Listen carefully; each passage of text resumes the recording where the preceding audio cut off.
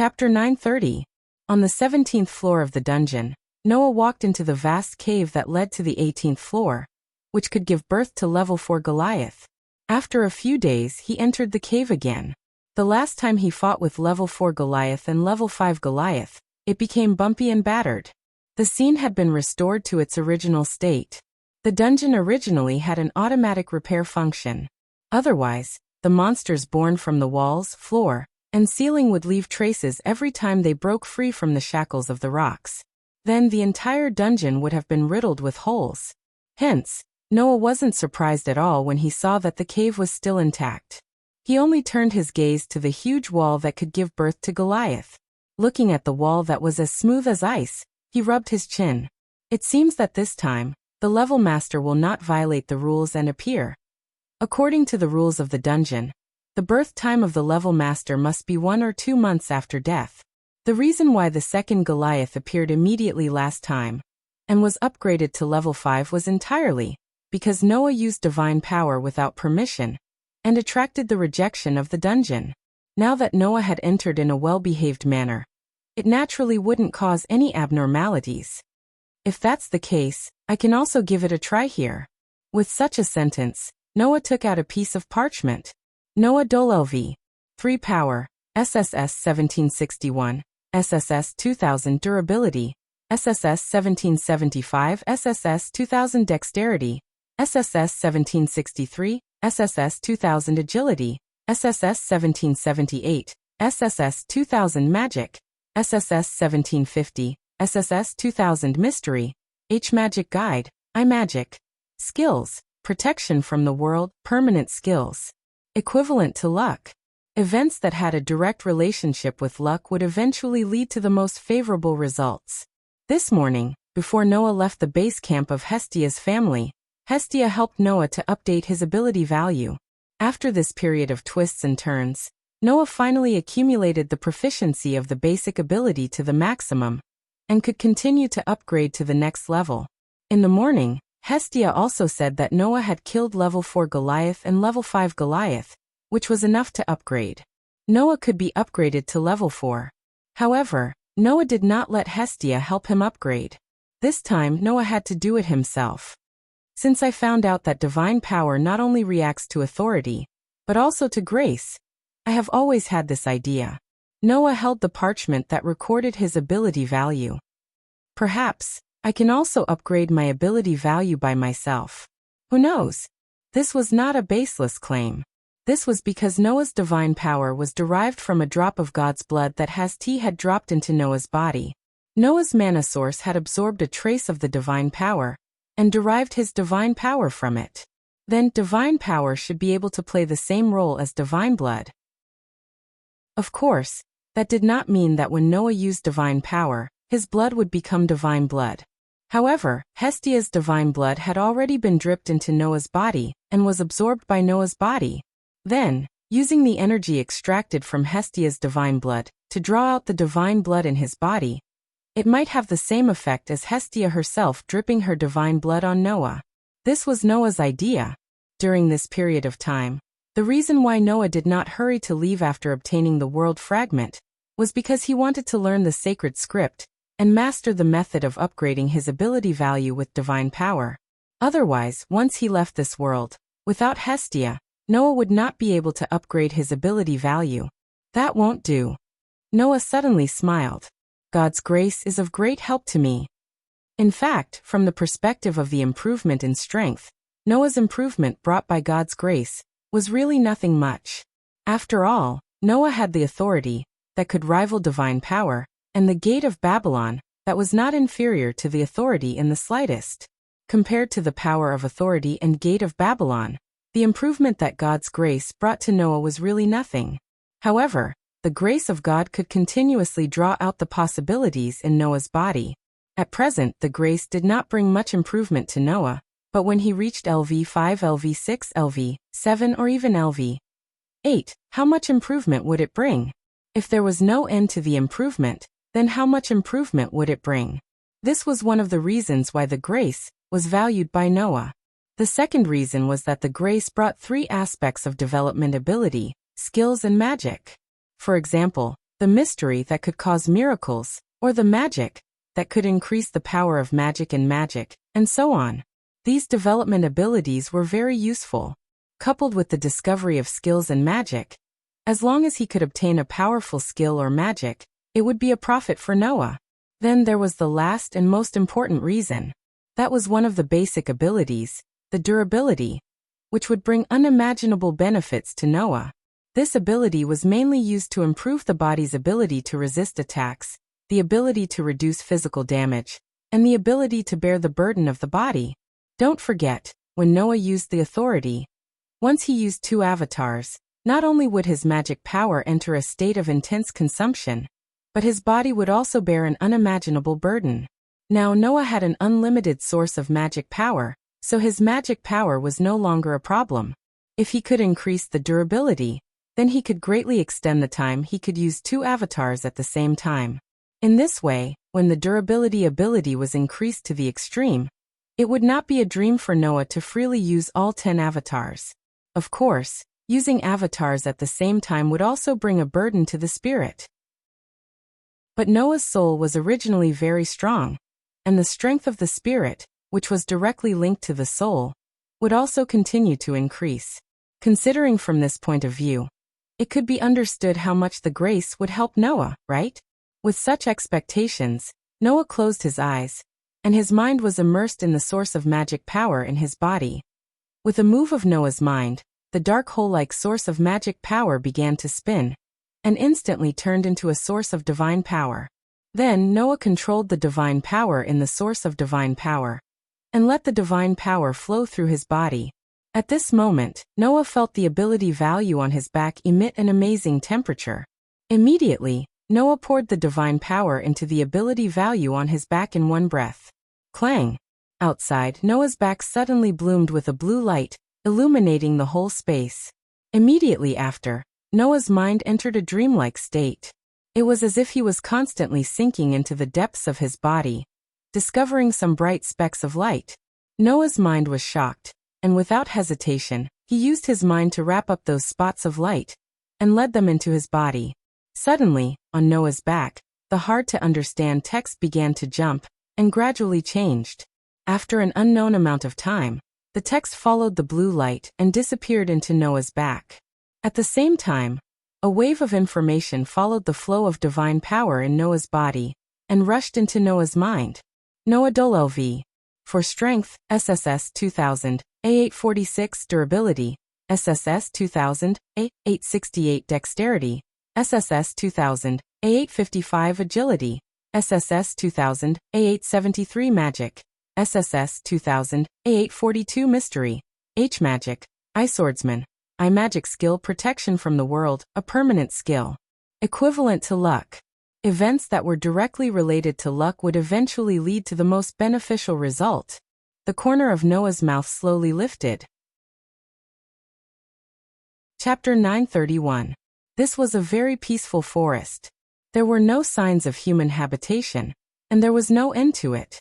It was like an endless ocean. At a glance, everything was green. In this tranquil forest, a small stream slowly flowed from afar. It was like a small Milky Way, embellishing this lush sea of trees, giving people a feeling of being in a paradise. However, this tranquility did not last long. Bang! Accompanied by an extremely sudden and heavy muffled sound, a rather large black shadow suddenly shot out from a corner of the forest. Soon after, it crashed onto the ground. Dong! Under the impact of the rather large black shadow, the ground trembled slightly, gravel flew everywhere, and smoke rose everywhere. After which, amidst the dense dust and rock fragments that flew in all directions, the enormous black figure rubbed against the ground, plowing a long gully on the ground. It dragged for nearly 100 meters before slowly coming to a stop. Upon closer inspection, it was actually a giant made of stone. It was about 2 to 3 meters tall, and had an extremely sturdy human silhouette. Pa pa pa pa. The sudden huge movement caused the birds in the forest to flutter their wings in panic and flee. Ayo! The stone giant that was knocked down on the ground let out a roar that was both angry and fearful. It struggled to get up from the ground. At this moment, in the depths of the forest, a clear sound of footsteps began to reverberate. In the clear sound of footsteps, a human figure slowly appeared in front of it. Ayo. Looking at the figure that slowly appeared from the depths of the forest, the stone giant's roar became even more fearful. Then, the owner of the figure stopped and slightly raised his head, exposing his face to the dazzling sun. The newcomer had black hair and black eyes. It was Noah who left the world of looking for a chance encounter in the underground city, and came to a new world. Looking at the big guy that was roaring at him, Noah raised his eyebrows. You seem to be able to more or less understand the meaning of my words. Then, you should know that if you continue to fight like this, you definitely won't be able to win against me. Why don't you just obediently back down here? The stone giant seemed to be able to more or less understand the meaning of Noah's words. A pair of hollow eyes stared at Noah. A long while later, it finally emitted a roar that was filled with unwillingness. It took heavy steps and gradually retreated into the depths of the forest opposite of Noah. Seeing this, Noah let out a sigh of relief and laughed bitterly. What a strange world. It had already been half a day since Noah had come to this world. During this half a day, Noah felt as if he had returned to the time when he entered the deep mountains and forests for cultivation. It was almost impossible for him to have a moment of peace. As for why, it was because there seemed to be many unknown creatures in this forest. When Noah entered this world, he appeared in this forest. Then, after spending half a day, Noah was looking for a way out of the forest. In the end, as he was unfamiliar with this place, naturally it was not so smooth. If he simply wanted to leave the forest, there were many ways to do so.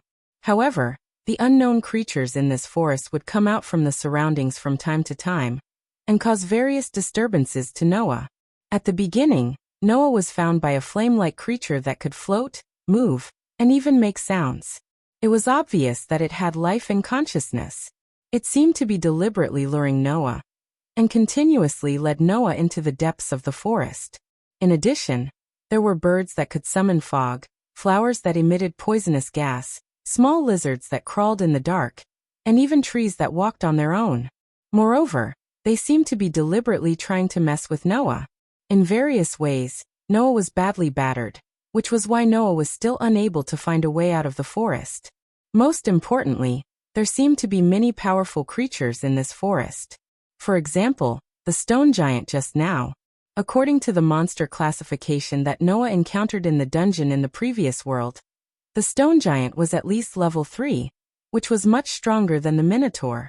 Unfortunately, for an opponent of this level, even though Noah had just arrived in this world and had not reached the point where he could use his authority, he could still easily deal with it. After all, before leaving the previous world, Noah had updated his ability value on his own, and raised it to LV4. Moreover, his all-around strength value had reached stage A. To put it bluntly, the current Noah, even if he did not use enhancing magic, with the level 4 bonus and the 4 basic ability enhancements of strength, durability, dexterity, and agility, he could definitely compete with Hercules, the Berserker, and not be at a disadvantage. If he used enhancing magic, he could directly crush Hercules without any suspense. Wasn't it easy to deal with a LV3 stone giant as easy as it could be? Of course, the stone giant that was equivalent to LV3 was the strongest creature that Noah had encountered in the past half a day. The rest of the creatures were equivalent to LV2, and there were even creatures equivalent to LV1, but they were all dealt with by Noah with one hand. However, after being messed up by these inexplicable creatures, Noah had completely lost his direction, and could not find a way out. If possible, I don't want to use the treasures and items in the treasure room for the time being. Who knows what kind of world this world will be? If I were to usher in the same situation as the last time when I casually used divine power in the underground city, then the loss would outweigh the gain. Noah rubbed his temples. If there is really no other way, then I will use the treasures and items in the treasure room. For now, let's see if I can find a way out by myself. After making up his mind, Noah looked around. Although he could not see with his eyes, with Noah's excellent sensing ability, he could still sense that there were many creatures hiding in the surrounding forest. These creatures were the same as the ones that deliberately led Noah to get lost. They had been waiting for an opportunity to move, and were ready to attack at any time. However, Noah did not feel any malice from these creatures. He reckoned that these creatures were just pranking Noah and deliberately leading Noah to get lost. Although they are not harmful, aren't they too mischievous? Noah sighed. If that's the case, it will be difficult to deal with them. What a pity. After saying that, Noah raised his awareness to prevent himself from being led astray by those inexplicable creatures. At the same time, he expanded his sensing ability. Noah's sensing ability was not a scouting ability. It was similar to a sixth sense. Of course, this ability could not be used to scout, but it could be used to detect the aura of any creature. If he could find the aura of a human in the forest, then Noah would be able to walk out of the forest. However, the range of Noah's sensing ability was not very wide. At most, it could only expand to a range of tens of meters with him as the center. Therefore, at the same time that he expanded his sensing ability, Noah had to keep moving around to be able to scout. Just like that, Noah continued to scout in the forest with all sorts of strange creatures. In the blink of an eye, the sky was gradually turning to dusk. No, there's no other way. In a corner of the forest, Noah finally gave up on self-reliance. Let's try using the relic and tools in the treasure room. As soon as he made this decision, before Noah could open his treasure room, a faint sound came into Noah's ears from the direction of the forest. Noah was slightly startled, then his eyes lit up. A human voice? It was indeed a human voice. Although it was very weak, Noah heard it. I hope it's not those mischievous creatures. Noah walked in the direction of the sound. Not sure if it was because Noah walked in the right direction. The trees in front of him began to decrease, and his vision became wider. Not long after, a building appeared in Noah's vision. Chapter 932. Looking at the building that suddenly appeared in front of him, Noah almost couldn't believe his eyes. This was because the building in front of him was too luxurious. Not only was there a pure white wall like a city wall, but there was also an extremely beautiful courtyard inside the wall. Several exquisite minarets were located in several directions, making the building look like a palace. It was quite luxurious. The luxurious building seemed to have been specially designed with a lot of effort. The surroundings were filled with plants to beautify the environment, and there was also a fountain. In front of the building, there was a river flowing with clear water. On the river, a bridge was built on top of it, connecting the entrance of the building to the road in Noah's direction. Of course, if the building was just too luxurious, Noah wouldn't be so surprised. However, in such a forest with all kinds of strange creatures, there was actually such a luxurious building, which was really surprising. The faintly discernible sounds that Noah heard came from inside the building. From where Noah was looking, he could even see that inside the building, there were some girls in pure white uniforms chatting and laughing while taking a stroll in the beautiful courtyard. Uniforms? Noah was really surprised. Could it be that it's a school? After being surprised, Noah began to ponder. It seems that the breakthrough of this world is here. As long as it was a place with people, he would be able to obtain information. Although the luxurious building in front of him was located in an inexplicable forest, which made Noah feel more or less strange. Looking at the atmosphere inside, it didn't seem to be a shameful place. However, since this building was built in such a place, it's very likely that it was built to isolate people. There are things that ordinary people can't come into contact with. Just like Haolang Academy, which is researching surpassers, it's best not to barge in openly. Noah couldn't help but feel helpless. In the end, I still have to use it, don't I? After saying that, Noah extended one of his hands to the side. Buzz! A golden ripple directly fluctuated in the space next to Noah. It was like a ripple on the surface of the water, suspended there. Noah directly reached his hand into the golden ripple and took out a helmet from it. To be precise, it was a helmet-shaped hat that looked like a helmet. Although this hat didn't have any combat effect, it was still a treasure. Almost everyone knew that Hades, the king of the underworld in Greek mythology, had a helmet that could make him invisible. This was Hades' helmet of invisibility. Its only ability was to hide the wearer's body, so that no one could discover the wearer's existence. Even smell and sound could be eliminated, achieving the effect of complete invisibility. I've lived for so long, but I've never tried to become invisible. Suddenly, Noah's of course. Buzz. In the next moment, Noah's figure slowly disappeared amidst the tremors in the air. Once he sneaked into the luxurious palace-like building, the first thing he did was to the courtyard. Around him, there were girls in pure white uniforms, chatting and laughing as they passed by. Each of the girls had the temperament of a lady from a wealthy family, which made Noah extremely curious. Why would such a group of girls stay in such a luxurious building in the forest? Could it be that this is the same place as Howling Academy? With such doubts and curiosity, Noah walked forward aimlessly while carefully listening to the conversations of the girls around him. Hey, did you hear? The fire cat and the ice demon from the crow class are fighting in class again? Why is it the two of them again? They quarrel like that every day. How dare they call themselves aristocrats? That's why I can't stand those outstanding problem children in the crow class. After all, one is an elf user from a declining aristocrat, and the other is a lady from a rural aristocrat. It's natural that they don't have good manners. That's true. While saying this, those young ladies with noble temperaments brushed past Noah, who couldn't be seen at all. Noah knitted his brows and mocked them. Don't worry, you're just a bunch of young ladies. No matter how much of a lady from a wealthy family they are, mocking others behind their backs is nothing more than a group of lowly girls. However, from the conversation of the girls, Noah was able to glean a few pieces of information. First, this was indeed a school, or at least it had the same nature as a school. Otherwise, there would not be such a name, crow class, which was obviously used to differentiate between groups. Secondly, there seemed to be some aristocrats among the students here. Lastly, there was a term that Noah was rather concerned about. Elf user? Noah muttered. What kind of existence is that? After suppressing these doubts deep in his heart, Noah continued walking. It had to be said that this place was really big. The courtyard alone was enough to build a normal school, let alone a real school, which was ridiculously big. Perhaps it was because it was already dark, but the number of people gradually decreased. This made Noah unable to obtain much useful information from the conversations of the people here. However, Noah snuck into some of the buildings and saw something similar to a classroom, which made him even more certain that this was a school.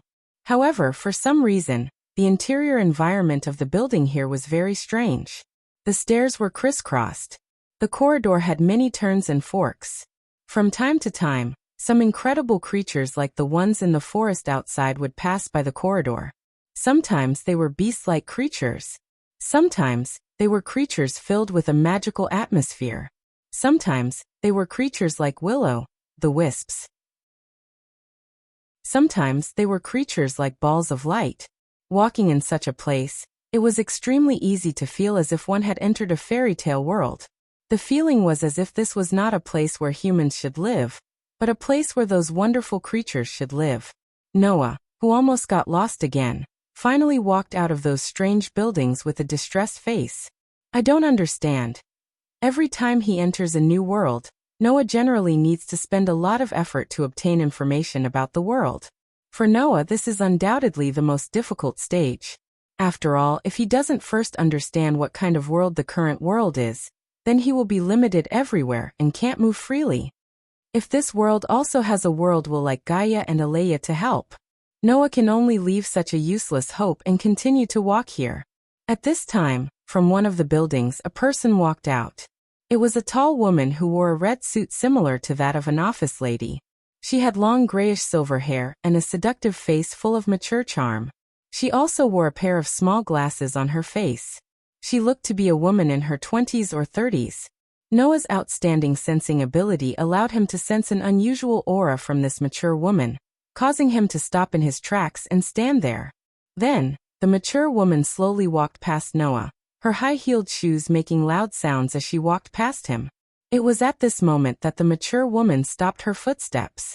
At the same time, Noah narrowed his eyes. Then Noah, whose back was facing the mature woman, heard such a bewitching voice with a sneer and admiration. You can actually let me get close to you before I notice your existence. You can be proud, intruder. The moment the words fell, a thick dark fog suddenly rose from Noah's back. Chi-Chi. Following the emergence of the black fog, The surrounding air seemed to be filled with the smell of death and decay. This caused the leaves that fell from the nearby trees to rapidly wither at a speed visible to the naked eye when they came into contact with the fog. In an instant, they had completely withered and lost all signs of life. Immediately, the pitch-black fog was like a tidal wave. With a roll, it surged wildly toward Noah, who was wearing an invisible helmet and concealing his figure. Chapter 933.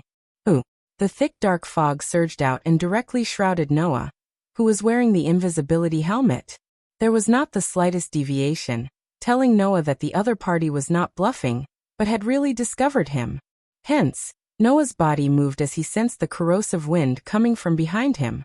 He suddenly shifted in the air and retreated in an instant. Bang! The dark fog with some fishy wind hit the ground where Noah was just now, setting off a strong impact wind, but it did not damage the ground at all. However, if a living person were to come into contact with that corrosive wind, their skin would probably be corroded, right? The pitch-black fog that mist condensed in mid-air, turning into a pitch-black mass that looked like sewage. It fell on one of the mature woman's outstretched hands. The other party held the dark mass like dirty water, and licked the corner of her mouth like a cruel demon, but also like an evil witch. Her eyes, which were the same color as her hair, shot straight in the direction of Noah. Come out in front of me, that kind of little trick is useless. Don't tell me you haven't heard of my name. Twilight Witch Greyvath Sharomas? I really haven't heard of it. Noah curled his lips and took off the invisibility helmet on his head. Immediately, Noah's figure slowly appeared in front of the woman who called herself Greyvath. Oh. Greyvath raised her eyebrows. It's actually a man? Noah could more or less guess the reason why the other party said so. This was most likely an all-girls school. Because from the beginning to the end, Noah did not see a single man here. So, that's why the other party had such a reaction, right? Can I ask? Noah glanced at the dark mass that undulated back and forth on Greyvath's hand, then looked directly at Greyvath and asked, "How did you find me?" The concealment ability of the invisibility helmet was superb. Otherwise, it wouldn't be called a precious artifact. Not only could it completely hide the wearer's figure, but it could also eliminate smell and sound. Logically speaking, apart from someone like Noah who had a sixth sense, they shouldn't have been able to discover it. You're really good at hiding yourself. Even I only noticed you after I got close to you. I guess it's because you don't have any malicious intent or killing intent, right? Grey and Vath looked at Noah with interest. It's a pity that I've offended too many people. Up until now, I've spent more than half of my life being targeted by assassins hiding in the dark. It's useless to hide beside me. I see. Noah shrugged and tossed the helmet of invisibility away, allowing it to be swallowed up by the golden ripples that suddenly appeared above his head. Greyvath, who had been observing Noah, saw this scene and the interest in her eyes grew stronger. You seem to have some interesting things. Thanks for the compliment, Noah said unhurriedly. Anyway, I'm not here to assassinate you, and I don't have any improper thoughts about anyone here. For this reason, can you let me go? That won't do. Greyvath licked the corner of her mouth once again. Her expression was like a demon eyeing its prey, with a hint of flirtatiousness. This is the Elven Academy of Alicia, which specializes in nurturing elven envoys. More than half of the noble ladies of the Alicia Empire are here. If I let a man like you run around and something happens, I'll be in big trouble. Although that was what she said, Greyvath didn't seem to be worried about this at all. Instead, she smiled sweetly as if she was interested in Noah. So young man, you should stay. After saying that, Greyvath slowly clenched her hand that was holding the pitch-black lump. Whoa. Suddenly, the pitch-black lump in Greyvath's hand rose up as if it was boiling. It gradually extended and turned into a long strip. In the next moment, the color that covered the long strip of pitch-black lump began to fade, exposing the object inside the lump to the air. It was a pitch-black knight's sword. Like a demon's scythe, the pitch-black knight's sword stirred up gusts of chilly wind. The moment the pitch-black knight's sword appeared, Noah's eyes narrowed. Without any warning, he took a step back. A golden ripple appeared in his hand, and a knight's sword flickered with golden light and fell into Noah's hand. Clang! Almost at the same time, the pitch-black knight's sword turned into a sword light, bringing along a cold arc as it shot towards Noah's throat. Clang! The sound of steel colliding with steel echoed in the air. The golden knight's sword clashed with the pitch-black knight's sword, creating sparks that filled the sky. Through the sparks that filled the sky, Noah and Grey Vath held their weapons tightly and looked at each other in surprise. So fast. This was the reason why Noah was surprised. He actually took it. This was the reason why Grey Vath was surprised. After the surprise, the two of them looked at each other with interest. At that moment, Noah's hand that was holding the sword tightened, and the strength that was added to the sword instantly increased by a few points. Clang! The two knights' swords clashed together violently, creating even more intense sparks. Grey Vath only felt a huge force pushing against Noah's sword, forcing her to give up the fight with Noah. As expected of a man, you have quite a lot of strength. After saying this, a phosphorescent wave of air burst out from Grey Vath's body and poured into the pitch-black knight's sword through Grey Vath's hand. Clang! The pitch-black knight's sword burst out with a dense black light, turning into sword shadows that slashed towards Noah's body like lightning. When the phosphorescent wave of air burst out from Grey Vath's body, Noah became a little more serious. This was because although Noah didn't know what the phosphorescent wave of air that surged from Grey Vath's body was, it gave Noah the feeling that it was very similar to magic power, divine power, and other supernatural and mysterious powers. It was very likely that it was also a kind of energy used to activate some kind of power. As this thought flashed through his mind, the knight's sword in Noah's hand suddenly soared to the extreme. Like a misty cold light, like a fierce electric light, with an unparalleled momentum and a heart-palpitating speed.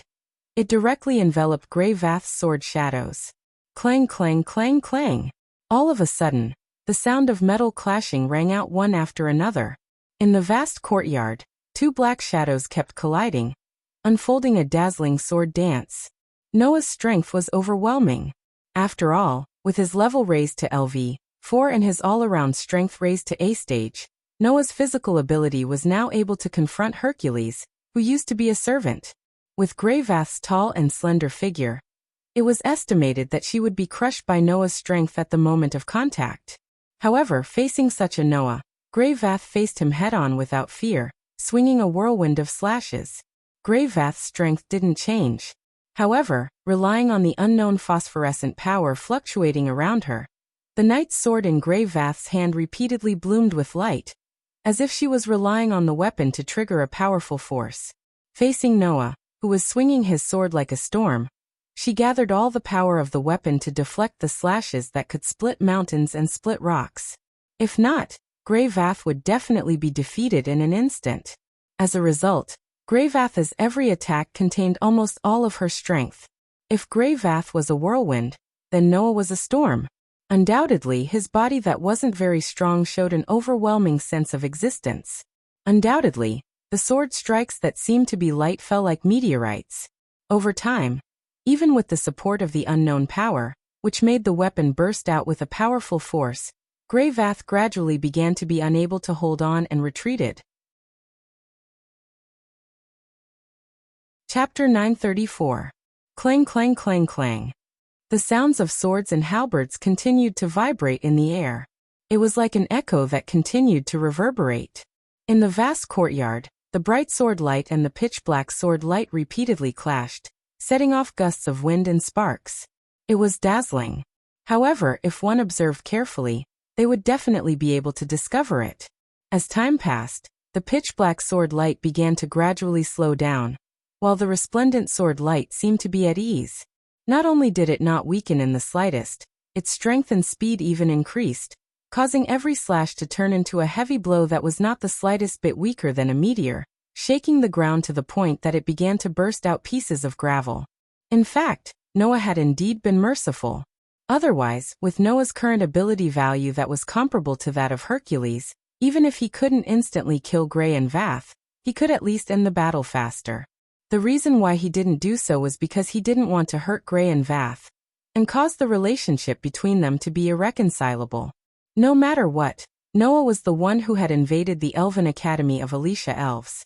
The one who was in the wrong was definitely not Grey and Vath, but Noah.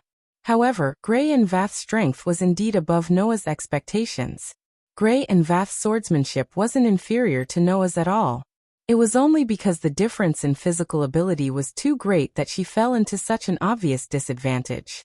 It was just like when Noah went up against Hercules. However, Gray and Vath had a kind of power similar to magic and divine power. This kind of power seemed to be used to activate the weapon in her hand, to display amazing power. This was why Gray and Vath, who were much weaker than Noah in terms of physical ability, could last until now. The weapon in her hand was transformed from the pitch-black mass. If Noah wasn't mistaken, that pitch-black mass was the same as those incredible creatures that Noah encountered in the forest outside, and in the buildings in this academy. In other words, Gray and Vath had such a degree of power because of her amazing swordsmanship, and the weapon that was transformed from an incredible creature was another important reason. In this academy, Noah had heard the term, elven envoy, more than once from the conversations of the students. Gray and Vath had also said that this academy was dedicated to cultivating elven envoys. Then Gray and Vath should be the so-called elven envoy, right? That incredible creature that could transform into a weapon and play around with Noah in the forest should be the so-called elves, right? And the inexplicable power that surged around Gray and Vath constantly activated the weapon of the elven envoy. Could it be the source of the envoy's power? If a magician wanted to use magic, he had to consume magic. Then, if this so-called envoy wanted to use the weapon transformed from the elven envoy, would he also have to consume that kind of power? Noah, who had various guesses in his heart, suppressed the thoughts in his heart while waving his sword as fast as lightning. Clang! A clashing sound that was louder than before rang out. For this blow, Noah used his full strength under the state of LV4. Gray and Vath, who were struggling to hold on, were completely blown away by this lightning-like blow even though they blocked it. Their figure bounced into the air, and before landing on the ground, it took a lot of effort for them to adjust their body and land on the ground. The whole place suddenly became quiet. Gray and Vath slowly raised her head and looked at Noah without the previous calmness on her face. There was only unconcealable solemnity and a bit of a bitter smile. It's really surprising. I didn't expect that I couldn't even deal with someone who isn't even an envoy. Am I really old?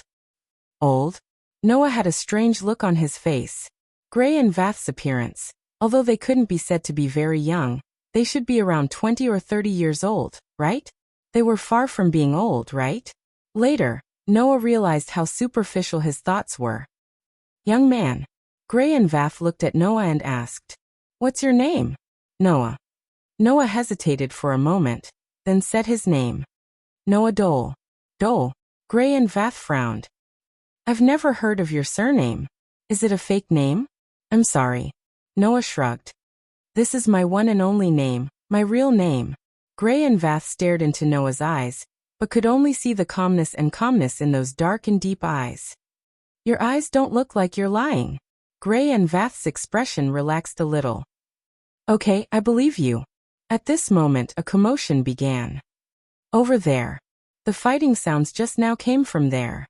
Quick. Let's go and see. Along with the commotion, a series of messy footsteps began to sound. Noah could see that not far away, some people carrying lanterns were rushing over. Seeing this, Noah frowned. This is a bit troublesome. Gray and Vath naturally noticed the commotion. She stood up, and the black longsword in her hand turned into a black mist and disappeared into the air. Then Gray and Vath said to Noah, "Follow me." Noah was stunned. You don't want to be discovered, do you? Gray and Vath turned around. Although there shouldn't be a problem with me around, I don't know where you come from, and I don't know why you're here. It's impossible to explain to the knights. If you don't explain, you'll only become a suspicious person. To avoid trouble, follow me. After that, Gray and Vath ignored Noah, as if they were sure that Noah would follow them. They walked towards the door of the building that they had walked out from earlier. Noah glanced at Gray and Vath, and then looked at the group of black figures that were gradually approaching. In the end, he helplessly threw the relic in his hand back into the treasury, and caught up with Gray and Vath. In the empty corridor, Gray and Vath walked in front of Noah with clear footsteps made by their high heels. They shuttled back and forth in the complicated corridor without stopping at all. Noah, who was following behind Gray and Vath, could only ask in confusion. Why is the terrain here so complicated? For us humans, this kind of environment is indeed difficult to adapt to, but for the elves, this kind of place is very comfortable. Gray and Vath replied without turning back. Basically, every place that has a lot to do with the elves will be built like this. Compared to humans, we should consider the comfort of the elves more. Don't tell me you don't know this? I really don't know. Noah muttered in his heart, and at the same time he confirmed his previous guess. Those incredible creatures are indeed elves. Elves are messengers. Noah's heart jumped because of the unknown power. I wonder if this power can also help me. With this thought in mind, under the lead of Gray and Vath, Noah stopped in front of a heavy door. Come in. Gray and Vath pushed the door open and walked in. This is my office. At this time, no one will come in. Noah didn't pretend to be pretentious. Under the lead of Gray and Vath, he walked into the office. It was a very spacious and luxurious office. The area was comparable to a hall, and the floor was covered with a red carpet. There were all kinds of decorative curtains hanging on the surrounding walls, and there was an office desk in front of them. Instead of calling it an office, it was more like a conference room. It was just that it lacked a round table. Gray and Vath sat down behind the office desk. She crossed her hands and placed them on the table.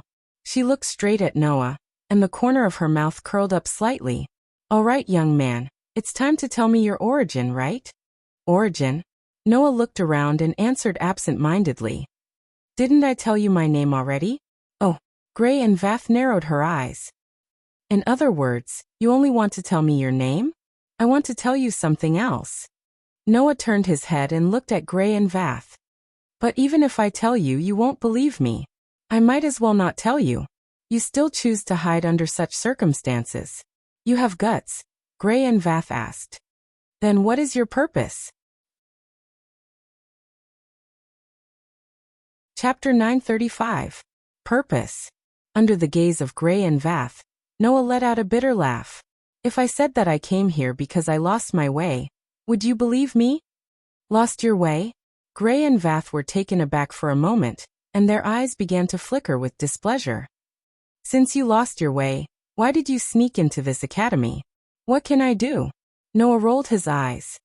An academy built in the depths of the mountains and forests. No matter how I look at it, it's suspicious. If there's something shameful here, why would I stupidly barge in through the entrance? Wouldn't that be asking for trouble? Oh, you're really bold, aren't you? Gray and Vath's smile became unfriendly.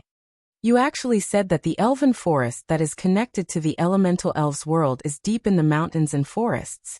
You even said that an academy built to train elven users is shameful for being located in the elven forest. If your words were to spread, you would probably be condemned by the entire continent and the elves.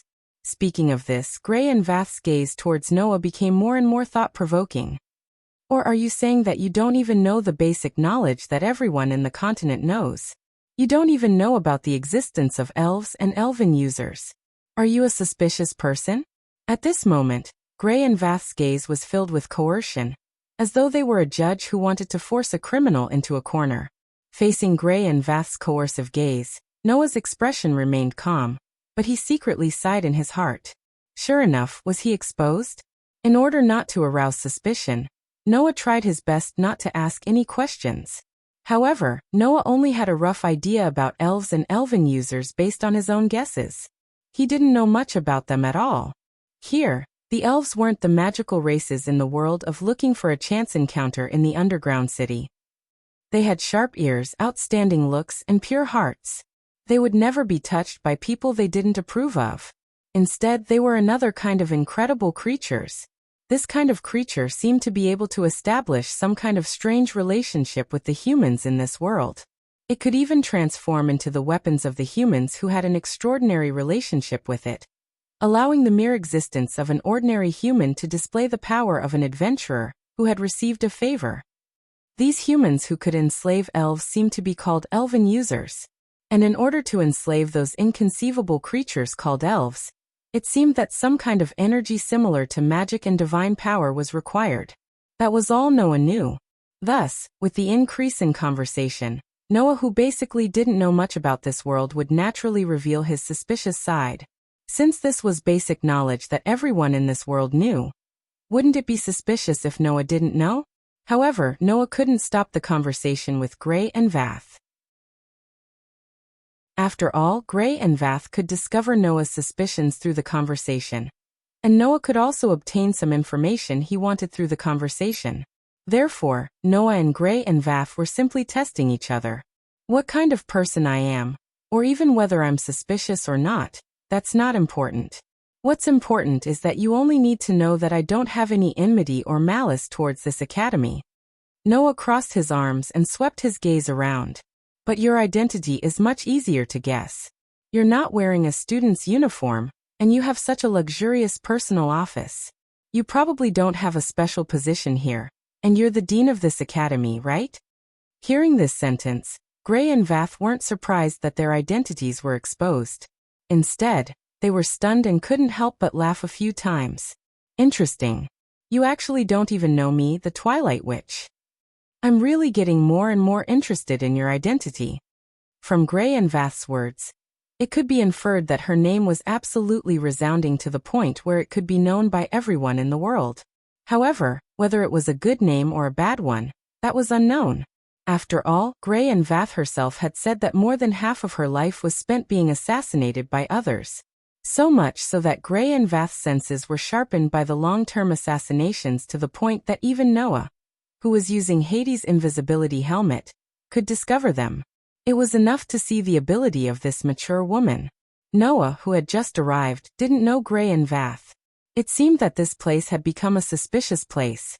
Realizing this, Noah smiled bitterly in his heart. This which was really hard to deal with. As you said, I am indeed the dean of this academy, Gray and Vath admitted straightforwardly. Originally, the best way to deal with a suspicious person like you is to directly report to the Empire, and let the Empire deal with it. However, since even I can't do anything to you, then even if the Empire's most elite knights are dispatched, I'm afraid that they won't be able to do anything to you. In order to avoid unnecessary disputes and casualties, I will turn a blind eye. As long as I can confirm that you don't really have any ulterior motives, to me, that's enough. After saying that, Gray and Vath stood up and crossed their arms. However, you are an existence that isn't even an elven envoy, and even I can't do anything to you. If I let you walk freely in the Empire, you might really cause some trouble. What should I do? Oh. Noah's heart skipped a beat, and he asked without batting an eyelid. Could it be that just because I'm not an elven envoy, I can't do anything to an elven envoy? For an ordinary person who isn't an elven envoy, no matter how powerful their martial arts are, it would be extremely difficult to defeat an elven envoy. Gray and Vath looked at Noah with a strange expression. Not only can an elven envoy command elves to fight, but they can also turn them into elven magic equipment to display unimaginable fighting strength. They can even use elven magic through the contract with elves. With so many advantages, how can an ordinary person win? You don't even know this?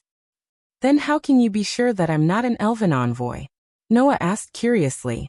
Perhaps I just haven't commanded elves to fight. Haven't you thought of this possibility? You're an elven envoy. Gray and Vath looked at Noah with a strange expression. After a while, her expression was full of ridicule. Only a pure young girl can communicate with elves from the elemental world, and form a contract with them. Are you not a man? Suddenly, Noah's whole body froze there. Only a pure young girl can form a contract with an elven envoy? What kind of gender discrimination was this? Looking at Gray and Vath's increasingly mocking expression, Noah's face twitched fiercely, and he said stubbornly, "Who said that only a pure young girl can form a contract with an elven envoy? There are exceptions to everything, aren't there? Indeed, there was a male elven envoy in history." Gray and Vath couldn't help but laugh out loud. However, not to mention what that person did, there was only one male elven envoy in history. How could there be another one so easily? You also said that an ordinary person can't defeat an elven envoy. In the end, didn't I still defeat you? Noah pursed his lips. Perhaps I also have the talent of an elven envoy? You unexpectedly have a side that doesn't admit defeat. Gray and Vath pushed up the glasses on her face. Never mind. After saying that, Gray and Vath directly came in front of Noah, extended one hand, and tightly grasped Noah's wrist.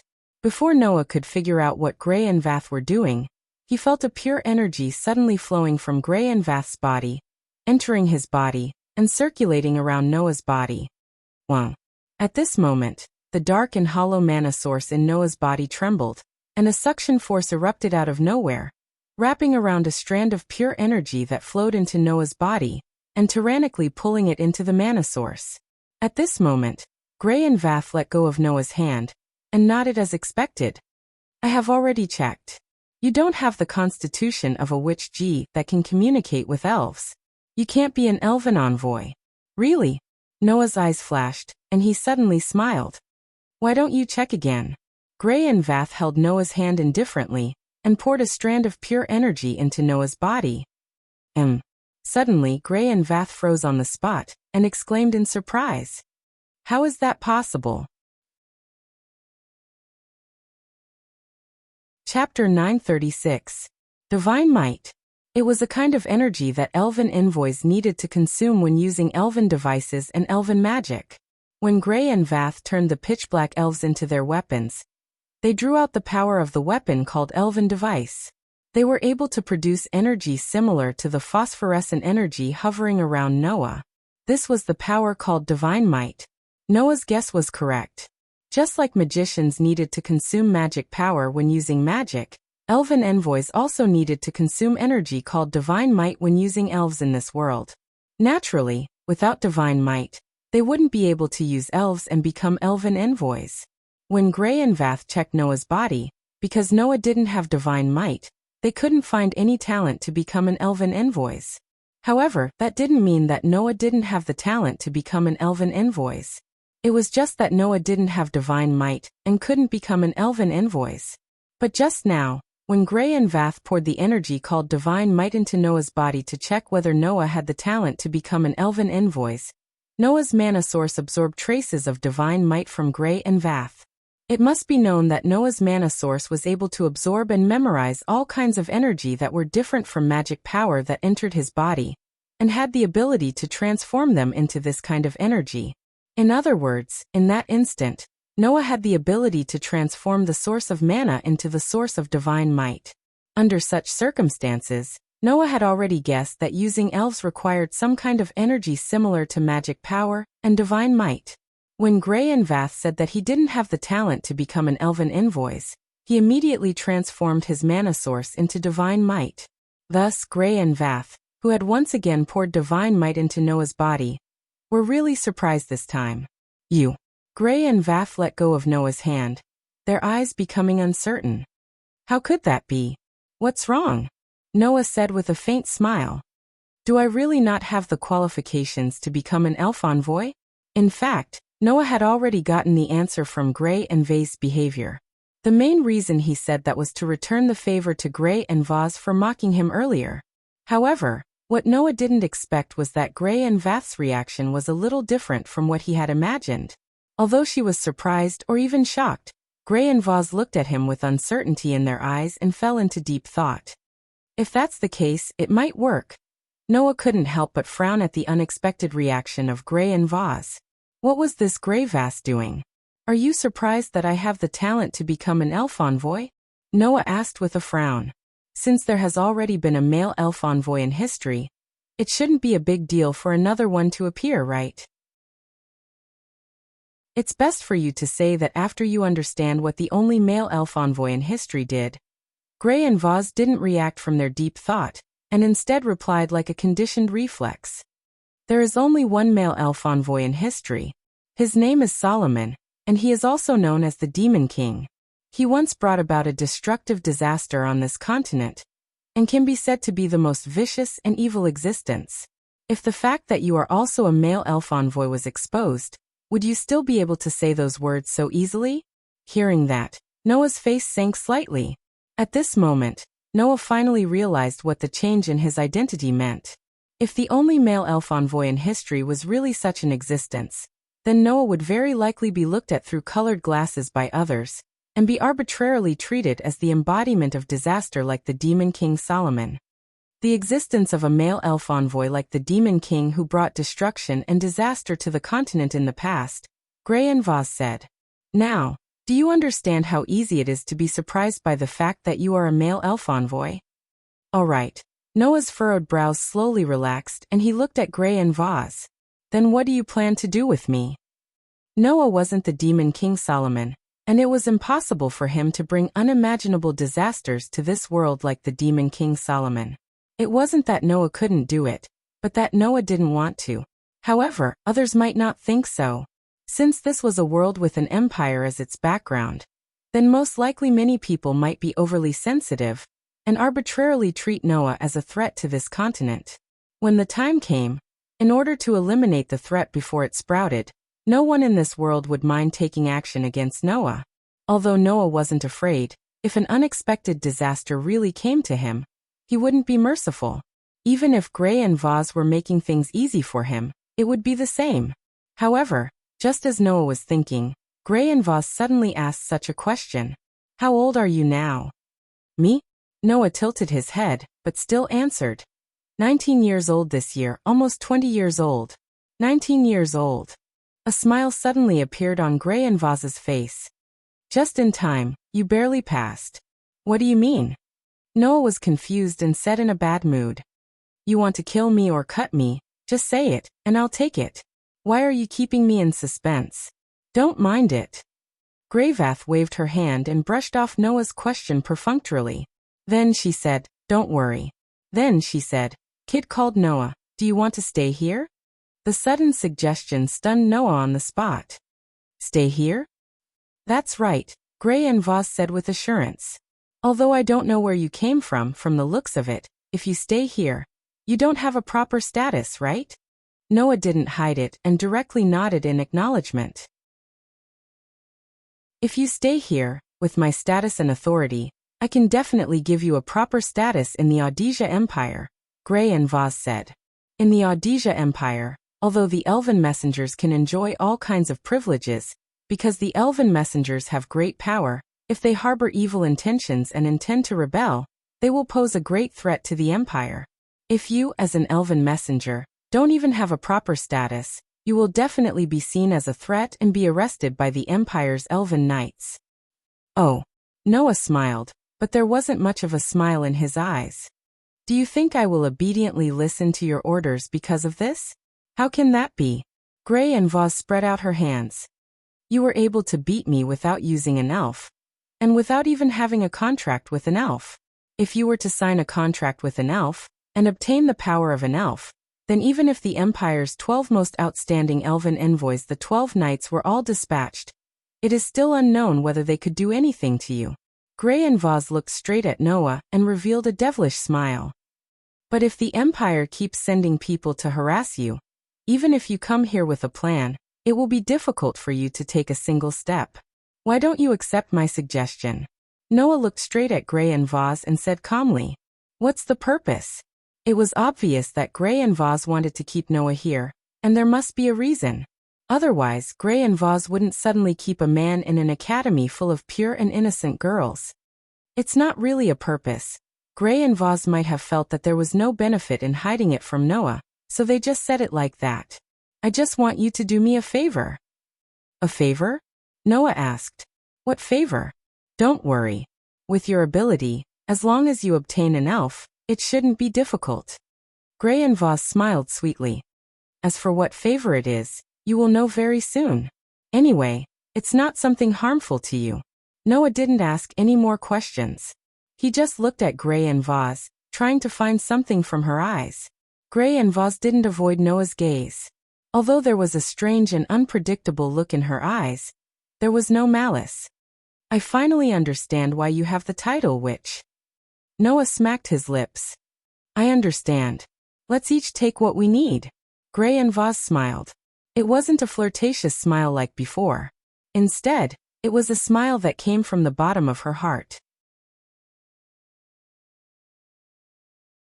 Chapter 937. In this world, apart from the world dominated by humans, there was another world.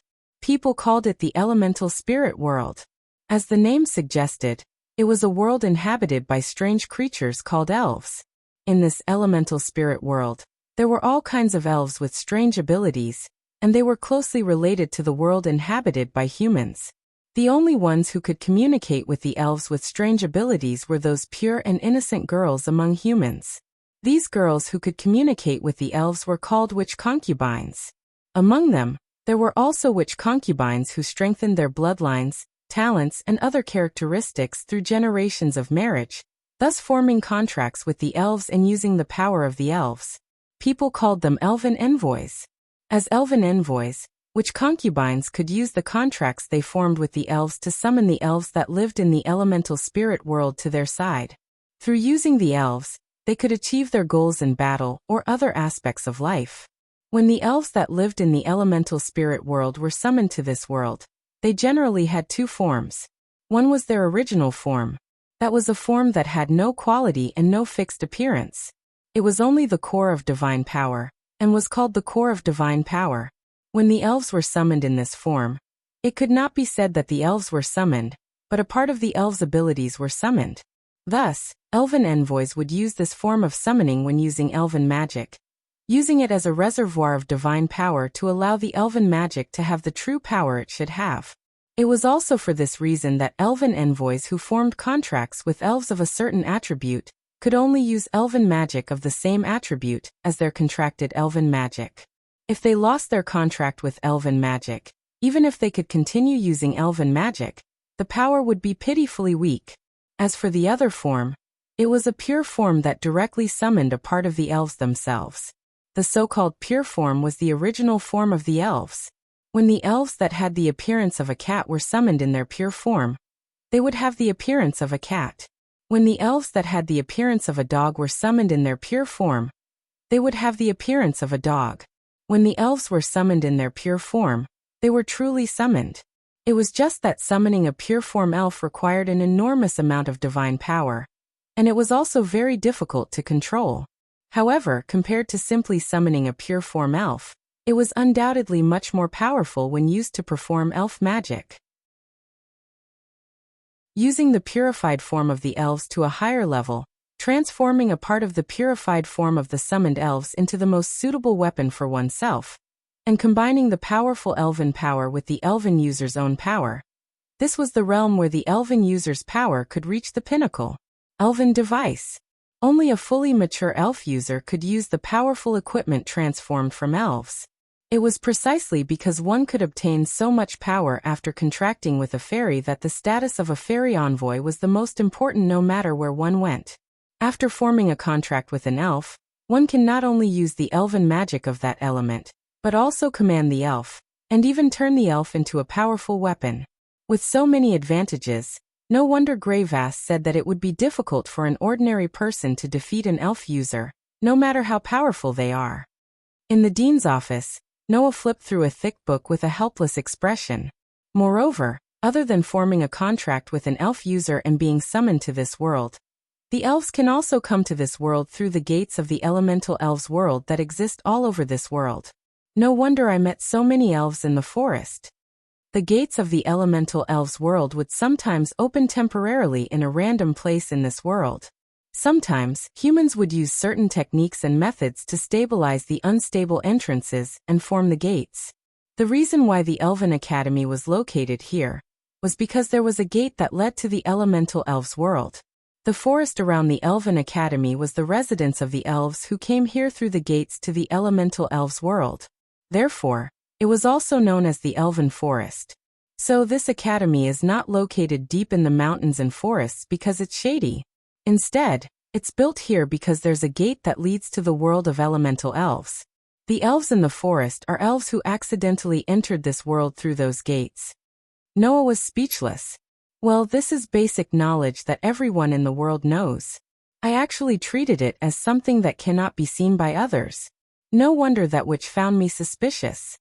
Closing the book in his hand, Noah rubbed his sleepy eyes. Last night, after making the decision to stay here, Gray and Vath gave this place to Noah, and let Noah stay here for the night. They would make other arrangements in the morning.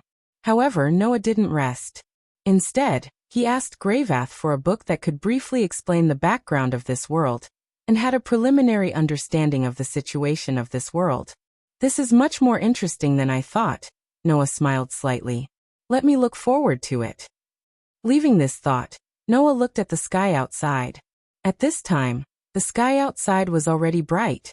From the window, Noah could see many girls in pure white uniforms walking in the direction of the school building while chatting and laughing.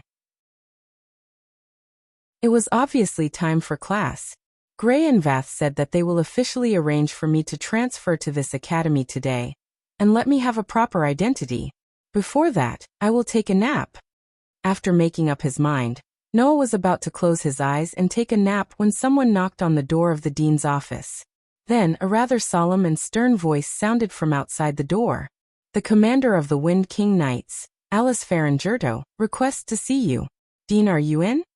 Noah, who was about to close his eyes, suddenly opened his eyes. Wind King Knights.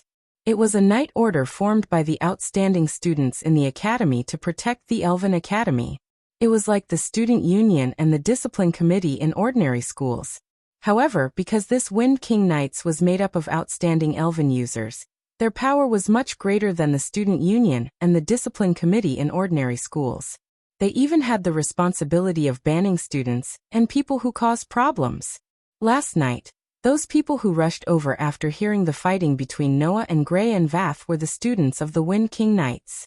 Just as Noah recalled this information, the door was directly opened with a gotcha sound. A girl appeared outside the door. She was a girl who was about 16 years old. The girl had brown eyes and long sky blue hair. Her waist-length hair was tied into a ponytail and hung behind her. She was wearing a pure white uniform with some black lines. A bow-tie-style forging belt was pinned on her chest as an ornament. She also wore a uniform with long stockings and a pleated skirt. That was the uniform of the Elven Academy. The difference was that the young lady who called herself Alice, apart from wearing a uniform, was also wearing a light armor with only half of her breastplate. There was even a sheathed knight's sword by her waist. That was the armor that only the members of the Wind King Knights would wear. The girl named Alice walked in with a straight face. She couldn't wait to speak before she saw what was going on behind the door. Dean, last night, there seemed to be a fight in the academy. Regarding this matter, I want to discuss with you. As she spoke, Alice's voice gradually weakened, as if she was stuck. She spoke more and more slowly, and in the end, she simply stopped. Then, the girl named Alice froze at the door. She widened her eyes and looked at Noah, who was sitting in front of the desk. She completely lost her reaction. Seeing this, Noah had a bad premonition. Man. As expected, the girl named Alice's pretty face flushed red, and then she grabbed the hilt of the sword at her waist. Intruder? No. Noah hurriedly said. I'm not. Unfortunately, before Noah could finish his words, Alice had already pulled out the knight's sword at her waist and flew out. Chapter 938. Ha! With such a shout, the girl named Alice raised her sharp knight sword and spun up. In an instant, she was in front of Noah, and with a leap, she jumped onto the desk. Seeing Alice charging over, Noah had already expected this outcome. Without any hesitation, he bounced off his seat and shot up. Almost at the same time, the sharp knight's sword sliced through the air and echoed in the office. Alice's knight's sword sliced through the spot where Noah had just been and landed in the air. At the same time, Noah, who had descended from the sky, lightly tapped the back of his chair with the tip of his toes. His body actually floated out and flew past Alice, who had leaped onto the office desk, and landed in the middle of the vast office. He then turned around and looked at Alice. Wait. I'm not an intruder. Tisk, as expected, to be able to invade this school, their skills are definitely not ordinary, right? Noah's words and Alice's words almost overlapped and rang out. So much so that Alice didn't hear Noah's words clearly, or rather, she didn't even want to hear Noah's words. She suddenly turned around and cast a stern gaze on Noah. However, don't even think about escaping from the hands of my Wind King Knights. After saying that, Alice's delicate body bounced and rushed towards Noah's direction. The sharp knight's sword in her hand glowed with a cold light as she pointed it at Noah's shoulder. It seemed that even though Alice mistook Noah as an intruder, she didn't intend to kill Noah. However, this way Noah couldn't be too harsh on Alice. At that moment, Noah could only lightly tap the ground with the tip of his foot once again and retreat explosively.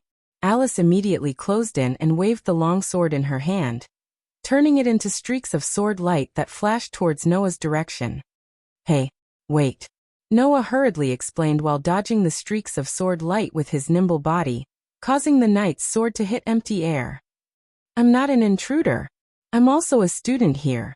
However, this sentence caused Alice's sword to move even faster, continuously slashing towards Noah. "You can even tell such a stupid lie? You'd better wake up." Noah's explanation did indeed sound like a stupid lie. After all, everyone knew that the Elven Academy specialized in cultivating elven envoys, and only the pure witch G could be an elven envoy. How could a man like Noah be a student of the Elven Academy? This was Alice's thought, and it was definitely the thought of everyone who heard Noah's words.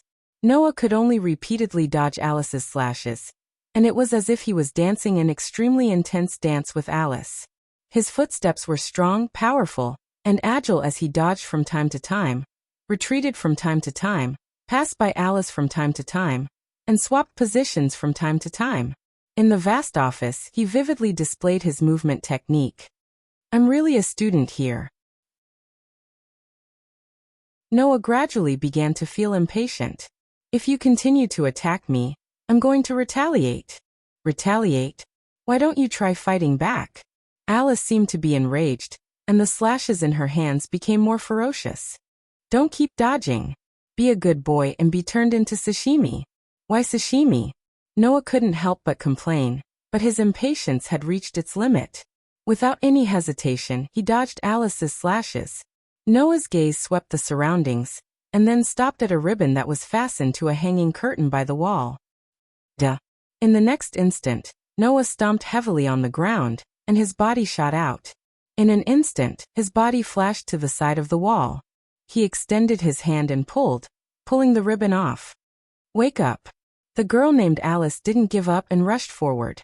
Looking at the approaching Alice, Noah's hand that held the ribbon tightened. When Alice charged to a distance of only 1 meter away from Noah, Noah finally made a move. "Who?" Suddenly, the ribbon in Noah's hand was swung down by Noah. Like a whip, it carried a whistling sound as it fell on Alice's sword-wielding hand. Pa! Accompanied by the crisp sound of a whip, the ribbon directly wrapped around Alice's hand and tied it tightly. "What?" Alice was taken aback. However, before Alice could react, Noah suddenly turned around, and with his LV, for dexterity and dexterity that were as high as grade A, he circled around Alice at an astonishing speed, like a gust of wind. As a result, Alice's entire body was tightly bound by the ribbons, and she was directly tied up. Ah! With a cute scream full of girlish flavor, Alice only felt her whole body tighten. Her delicate body was tightly bound, and she fell to the ground. Clang! This was the sound of the knight's sword in Alice's hand falling to the ground. Bang! This was the sound of Alice falling to the ground. This was the painful cry that Alice deliberately suppressed. In less than 10 seconds, the commander of the Wind King Knights was tied up like a dumpling and fell to the ground. He was forcibly subdued. Clap, clap. Noah clapped his hands and looked at Alice condescendingly. "I warned you." "You?" Alice raised her head and stared at Noah hatefully. "Despicable and shameless person. You actually used such a despicable method. How is this a despicable method?" Noah had an innocent look. "Since ancient times, the best way to subdue a thug is to tie them up, right? You said I'm a thug?" Alice's cute eyes opened wider and wider, looking at Noah with eyes full of anger. "I'm the noble commander of the Wind King Knights. You actually said I'm a thug? Indiscriminately attacking innocent people and casually using weapons. In the mouth of ordinary people, they are called thugs." Noah shrugged. "Who told you not to listen to my explanation? Just stay here obediently." After saying that, Noah stretched out his hand and picked up Alice, who fell to the ground. Alice's entire face actually turned red with a bang, in an instant. I was hugged by a man. Hugged by a man. Looking at Alice, whose head had become dizzy and her face had become bright red, as if she would faint at any moment, Noah suddenly woke up from his stupor. Because only pure young girls could communicate with elves, in order to maintain the purity of their bodies and minds, nurtured witch concubines would generally be in an environment that was completely isolated from men from a young age, and receive all kinds of elite education that elven users needed. Therefore, the active elven users were almost all super greenhouse flowers who were not used to contact the opposite sex. In other words, she was extremely pure, so pure that it made people feel pity for her. Being hugged by a man in such a situation? To these pure witch concubines, it was no different from having their bodies taken away. Thinking of this, Noah's face stiffened. Let go of me. Alice finally regained her senses. Her face was red as she struggled with all her might. My body belongs to my future husband. I can't be tainted by you. Wait. Who would taint you? Under Alice's struggle, even Noah became a little wretched. Don't you dare move. I just want to move you to the seat. Let go of me. Let go of me. Alice struggled with all her might as if her life depended on it. She completely ignored Noah's words, and her pretty face was so red that it was about to explode. Under Alice's struggle, Noah also felt all kinds of unfavorable situations. The main thing was that Alice's figure was surprisingly good. With this struggle, he touched almost everything that he shouldn't touch. If you continue to struggle, it will be really bad. Let go of me, you big pervert. At this moment, a cold voice came from outside the door. You haven't even officially entered the school, and you're already planning to lay your hands on the leader of the knights? Looks like I've underestimated your endurance. Hearing the voice, Noah and Alice turned their heads at the same time and looked at the door. Then they exclaimed at the same time. Gravosdean?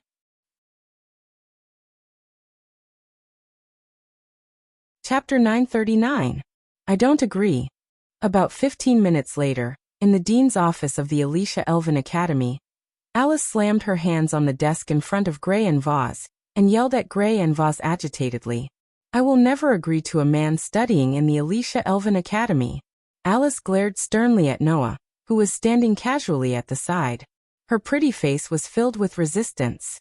Just a moment ago, Gray and Vaz told Alice that Noah was going to transfer to this academy.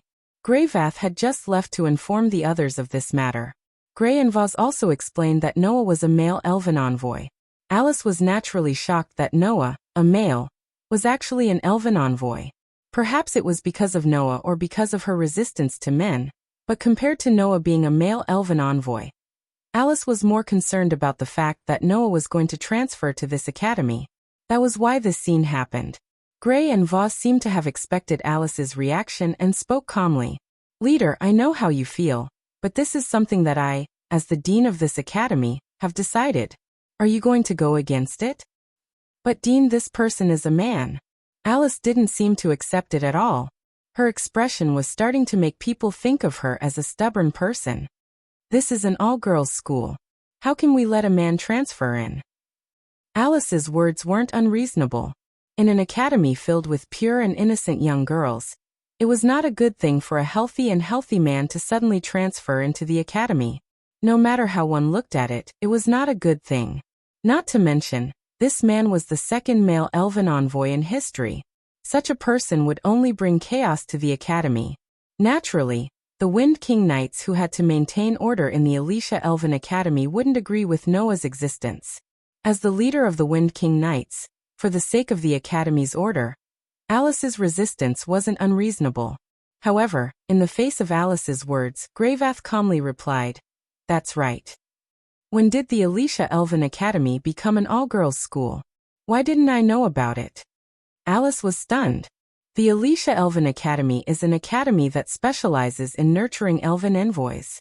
It's not an all-girls school, leader of the knights, Gray and Vaz said concisely. The reason why there are only females here is because only pure girls can become elven envoys. The academy didn't stipulate that males can't study, right?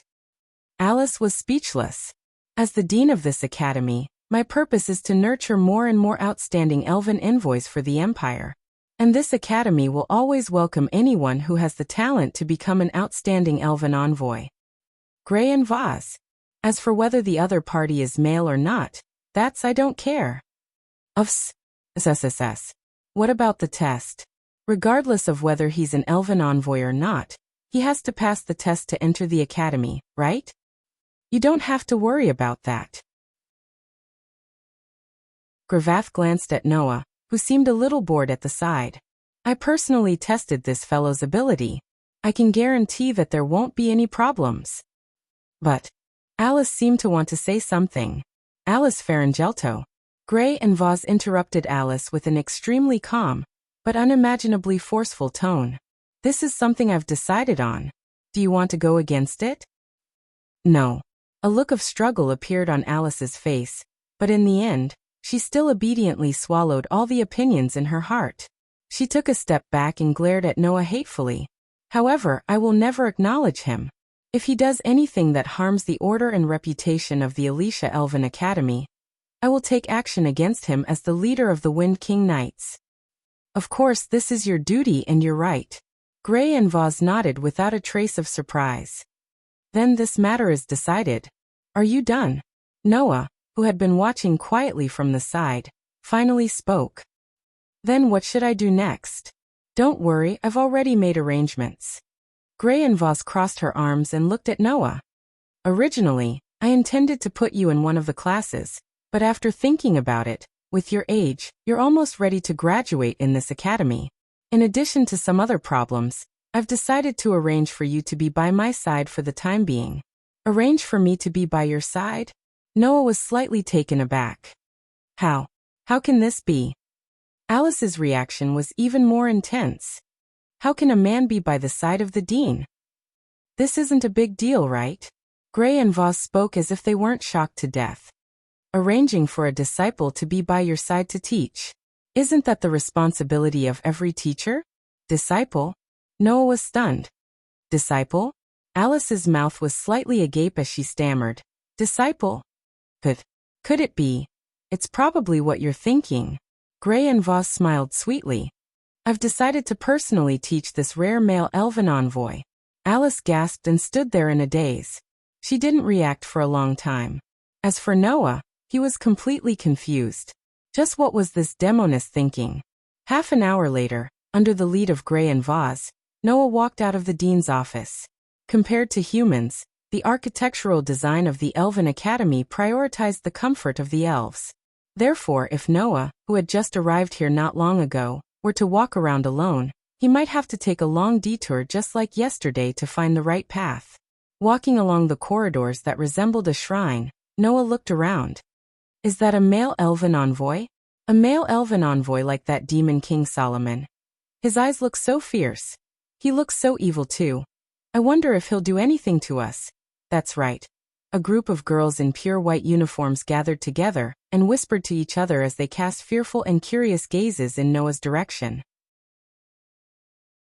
Occasionally, a sentence or two would pop out, making Noah have the urge to bang his head against the wall. Noah knew that the girls in this academy were definitely very pure. However, at this stage, it wasn't pure anymore. They were afraid of strangers, right? It was just a boy. Was there a need to be so exaggerated? Gray and Vaz, who were walking in front, suddenly spoke without turning their heads. All right, I know that a man like you must have a lot of thoughts about being allowed to come and go freely in a place where only pure girls live. However, no matter who you have your eyes on, you'll have to wait until nighttime to make your move. Now come with me obediently. Are you sure this is something a dean of an academy should say? Noah's mouth twitched. You better tell me clearly first. What's the situation now? What do you want to know? Gray and Vaz still didn't turn their heads. Is it the direction of the girls' dormitory? I want to know when you're going to die. That's probably very difficult. After so many years, tens of millions of assassins still couldn't kill me. It should be very difficult for me to die so quickly. Yes, scourges are destined to live for thousands of years. Thank you for the compliment. While arguing with each other, Gray and Vaz brought Noah out of the Alicia Elven Academy's dormitory and out of the vast school gate. As an academy in the Alicia Empire that specialized in cultivating elven envoys, the Alicia Elven Academy not only sat on the vast elven forest, but also had an academy city at the foot of the mountain. It was like a small independent country, and its status in the empire was quite high. At this moment, Gray and Voss brought Noah into the elven forest, and arrived at a rather vast open space. Then Gray and Voss stopped. At this moment, Noah clearly felt that the atmosphere wasn't right, so he put away his casual attitude and spoke in a deep voice. Gray and Voss? Gray and Voss didn't speak. They just turned around. Bang! In the next instant, a huge divine aura burst out from Gray and Voss's body. Chapter 940. Whoosh! Waves of phosphorescence surrounded Gray and Voss's body, turning into a dazzling scene. It was quite eye-catching as it swayed in the open space of the elven forest. Noah didn't expect Gray and Voss to suddenly activate divine might, so he couldn't react in time. When he finally reacted, a pitch-black mass fluctuated in Gray and Voss's hand, and turned into a gloomy knight's sword. Chi! Just like in yesterday's battle, Gray and Voss used the elven device and suddenly shot out without any warning. Like an extremely fast lightning, they instantly shot towards Noah with astonishing divine might. Then the pitch-black elven device pierced through the air, and pointed at Noah's throat. There was no mercy in this strike. If Noah didn't block it or dodge it, his throat would definitely be pierced. Unfortunately, although Noah couldn't react in time to Gray and Voss's sudden attack, that was under the condition that Gray and Voss didn't attack. Once someone attacked him, the battle-hardened Noah's body would naturally react. Clang! When the crisp sound of a halberd echoed in the air of the elven forest, a luxurious knight's sword appeared in Noah's hand and blocked the pitch-black elven device that shot towards him like a bolt of lightning. Dazzling sparks burst out. Holding the knight's sword tightly in his hand, Noah raised his eyes and looked at Gray and Voss, who were close at hand. His voice carried a hint of pressure. "What are you planning to do?" Gray and Voss didn't answer Noah's question. Instead, they said extremely calmly, "Just like yesterday, you were almost defenseless and didn't even use the elven device. Yet you easily blocked my sword." Hearing this, Noah frowned. "Is there a problem?" "You're actually asking if there's a problem? How infuriating." Gray and Voss smiled coldly. "This sword technique is not to be underestimated. I've only created this sword technique after gathering everything I've learned in my life. Even the current 12 knights of the Kingdom of Audiobook don't have 100% confidence in blocking this sword technique of mine. Tell me, isn't this a problem?" Noah didn't doubt Gray and Voss's words. After all, this sword was quite fast. If even Noah claimed that it was fast, it was obvious how much of a threat this sword was to the rest of the people. And such a sword was only the initial form of a set of sword skills. One could only imagine how amazing Gray and Voss's sword technique was. And then? Noah continued to question. "Don't tell me you're going crazy because you're not willing to accept that I blocked your sword? You're really merciless with your words." Gray and Voss put away the elven device and looked straight at Noah. "Who do you think I'm doing this for?" "For who?" Noah pursed his lips. "Don't tell me it's for me?" Gray and Voss smiled and didn't say anything. "Let's not talk about why you're so strong. Just based on your sword technique, I can see that your sword technique is quite good. It's definitely not inferior to mine. But that's just a sword technique that exists for battle, right? Isn't that obvious?" Noah said in annoyance. "If it doesn't exist for battle, then does it exist for performance?"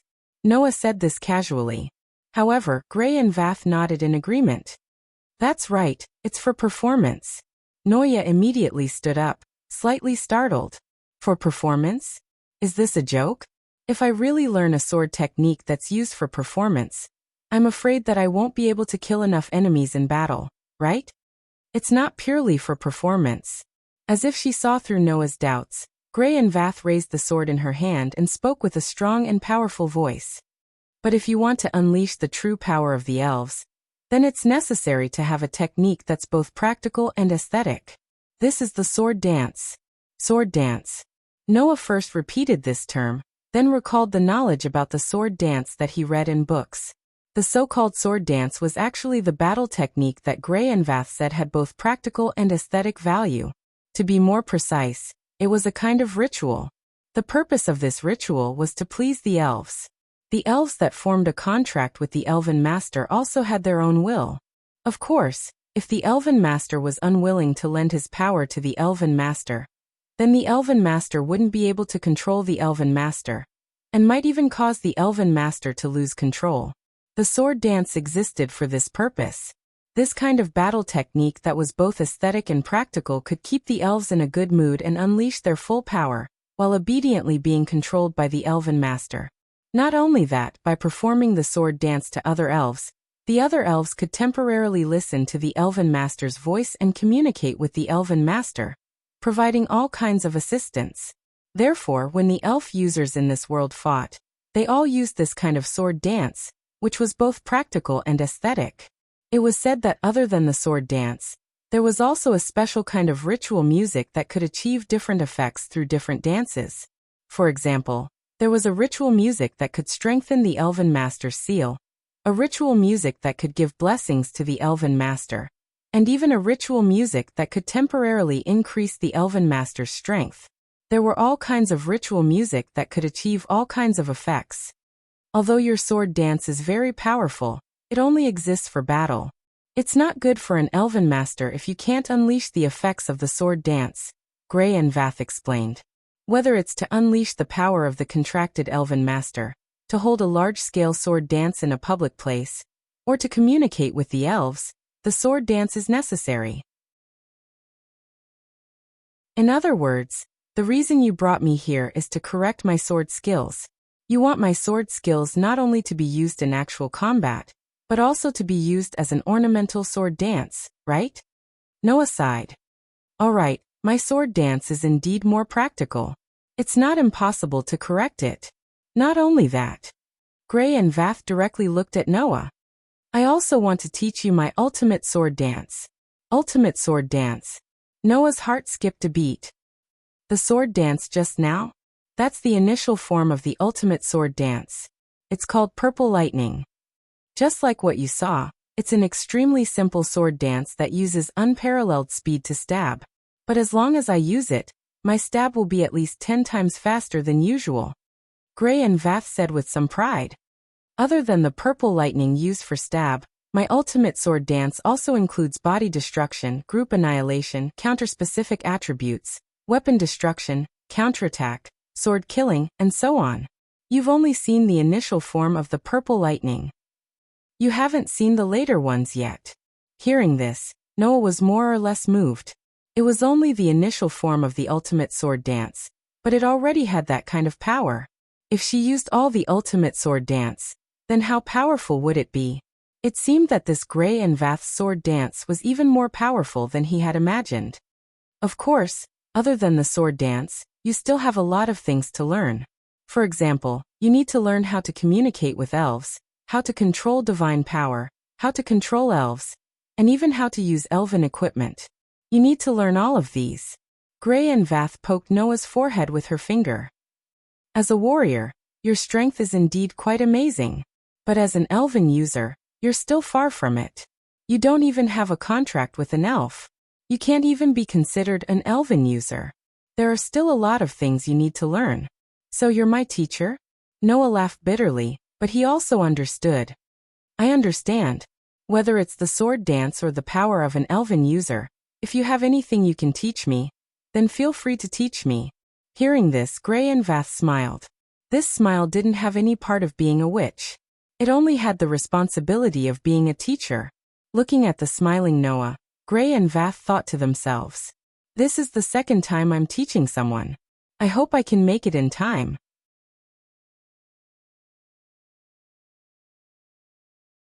Chapter 941. At night, the cold moonlight slowly sprinkled down from the sky, covering the entire elven forest with a faint veil of mystery. Unlike during the day, the night was the time for some rather evil elves to be active. If the elven forest during the day was like a sacred temple, then the elven forest during the night was truly a gloomy place. After all, just like how there were harmless herbivores and harmful carnivores among animals, although most elves from the elemental elf world didn't have the concept of preying on humans, some evil elves would still endanger human lives. They would even gnaw on the flesh of witches and absorb the divine power of elves. They were very dangerous. If they weren't careful, even the most powerful elven user could lose their life in the hands of elves. Therefore, basically, there weren't many people in the elven forest at night. Under such circumstances, Noah, Gray, and Voss still stayed in the elven forest. At this moment, Noah was standing in the middle of the open space with his eyes closed. His entire body was bathed in the moonlight, and waves of phosphorescent aura undulated around him, making Noah look very sacred. Buzz, around Noah, small light particles that looked like fireflies were wandering back and forth. They surrounded Noah's body as if they were dancing. It made people feel like they were in a dream. Keeping his eyes closed, Noah slowly extended one of his hands. Buzz. Suddenly, those light particles that looked like fireflies were like dancing butterflies. They gathered around Noah's outstretched hand and kept jumping up and down. It was especially beautiful. At this moment, Noah opened his eyes and looked at the large number of light particles that looked like fireflies dancing around his palm. He muttered to himself with uncertainty. In this case, I should have passed, right? Not far from Noah, Gray and Voss had been watching Noah's actions. After hearing Noah's question, they pushed up their small glasses and nodded. That's right. You can already communicate with elves. It won't be a problem to command these low-level elves.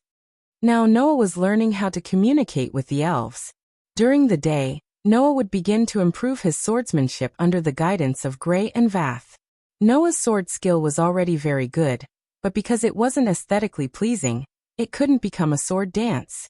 Therefore, as long as Noah added some aesthetic elements and made some improvements, not only would these sword skills not lose their original power, but they would also be pleasing to the eye.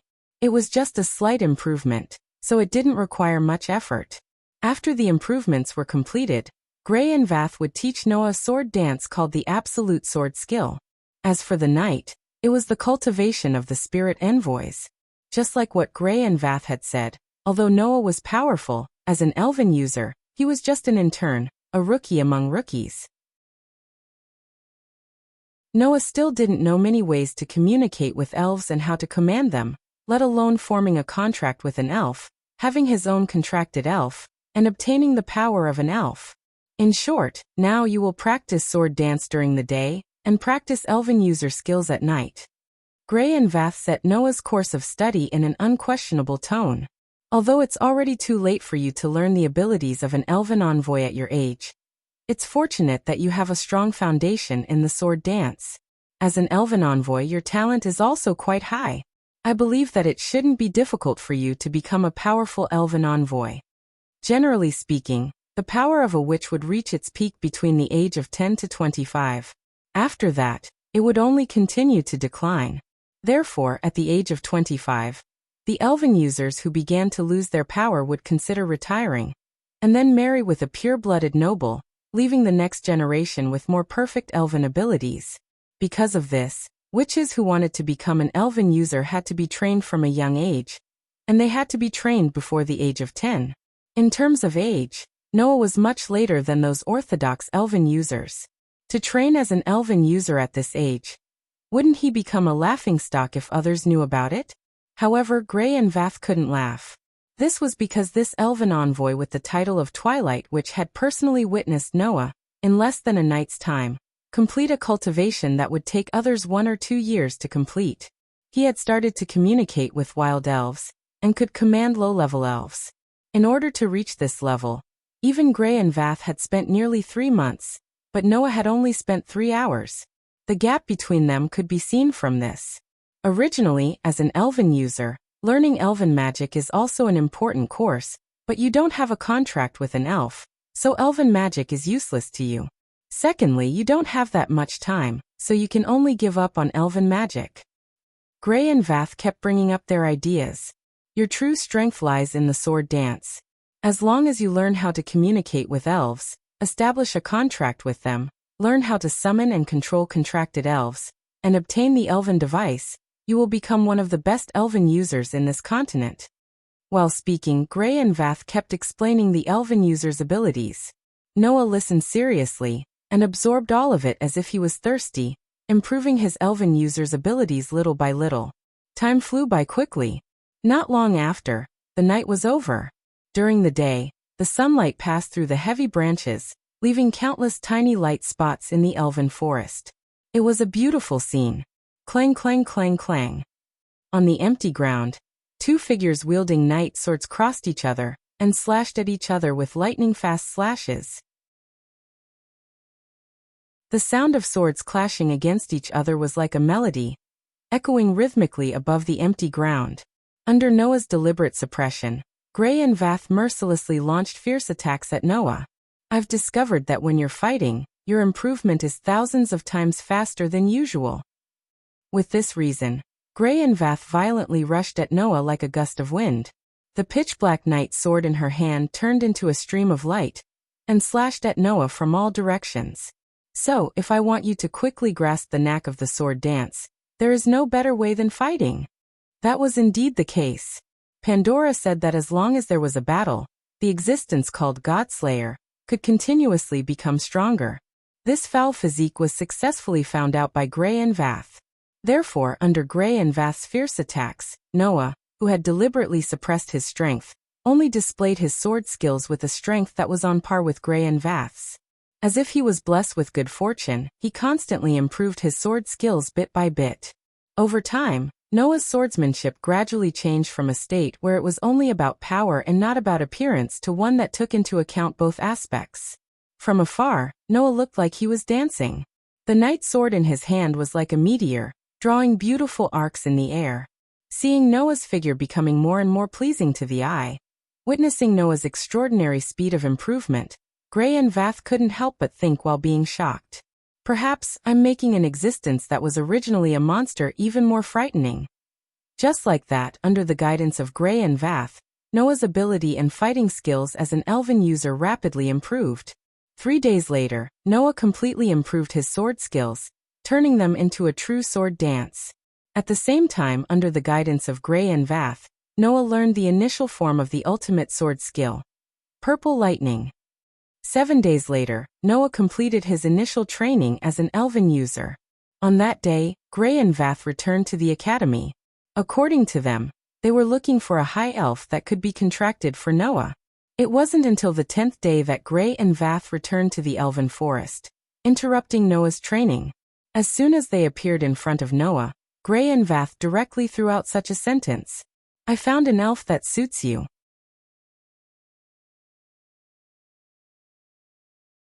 Chapter 942. On that day, Noah returned to Alicia Elven Academy, which he had not visited for 10 days, and went to Gray and Vath's office. As soon as he opened the door, a figure entered Noah's sight. It was a woman in her 20s. She had long black hair, wore a pair of black-rimmed glasses, and wore a long-sleeved white shirt. She seemed to be an elven teacher. Let me introduce you. As soon as she came in, Gray and Vath said directly to Noah. Her name is Freya Grando. She's the teacher of the Crow class, which gathers the most problematic children in the academy. She's also my right-hand woman. Dean, can you please introduce me in a more normal way? The female teacher named Freya sighed faintly, but still looked at Noah, brazenly sizing him up. I've heard about you from the dean. You're the second male elven envoy in history, and you're the dean's disciple, right? Excellent disciple. Noah smiled bitterly, but he did not deny it. He nodded directly. The dean has indeed taught me many things. I hope Teacher Freya can give me some pointers. I don't really want to give you pointers. After all, you've heard that I'm the teacher of the Crow class, which has the most problematic children. Freya did not deny and went straight to the point. However, the dean has asked me to help you find an elf that you can contract with, and it must be a high elf that suits you. It's really difficult. As she said that, the teacher named Freya handed a folder to Noah. Noah took the folder from Freya's hands and flipped it open. As soon as he opened it, Noah saw a map. It was a map that indicated the direction to a certain place in the elven forest outside Alicia Elven Academy. In this place, there's an ancestral hall that worships the elves, Freya said. And the sealed elves are worshipped there. Sealed elves? Noah was stunned, and then looked at Gray and Vath with some displeasure. Do you think highly of me? Or do you wish for me to be unlucky? Noah's words were not without reason. As mentioned before, some of the elves were quite dangerous. That didn't just refer to the evil elves in nature. There was also a type of elf that was also seen as a very dangerous existence. Most of them were extremely powerful, but they would bring disaster to humans. In ancient times, they were even known as terrifying existences like demon gods or ghost gods. Some of these elves were too hot-tempered and would attack humans or even their masters at the slightest provocation. Some of them were unable to control their powers and would often lose control. Due to various reasons, they were sealed away. People especially called this type of sprite the seal sprite. That didn't refer to any particular type of sprite, but to all the dangerous and sealed sprites. Of course, it wasn't as if no one could enslave this kind of spirit. Sealing a sprite was dangerous, but once one had the ability to control it, the sprite user who had formed a contract with it could obtain unimaginable power. In other words, the greater the risk, the greater the reward. Therefore, those who set their eyes on the seal sprite were either people who had an extreme desire for power, or people who were extremely conceited about their abilities as sprite users. But no matter which one it was, once the control of the seal sprite failed, what awaited would be a tragedy. Noah had just become a sprite user for less than half a month, and he had just completed the initial cultivation of a sprite user. Yet, he chose such a dangerous seal sprite as his contract partner? If it was an ordinary sprite user, it would be no different from courting death. Because it's you, that's why I'm doing this, Gray and Voss said calmly. After all, although your abilities as a sprite user are still very immature, your own strength is astonishing. Even if the contract fails, you can at least protect yourself. And if the contract succeeds, the benefits will be great. In other words, you want me to try my luck? Noah sighed, but he had no reason to object. After all, since he wanted to form a contract, it was naturally best to form a contract with a powerful sprite. Although a seal sprite was dangerous, it also meant that its strength was enough to threaten. Who wouldn't want to form a contract with such a sprite?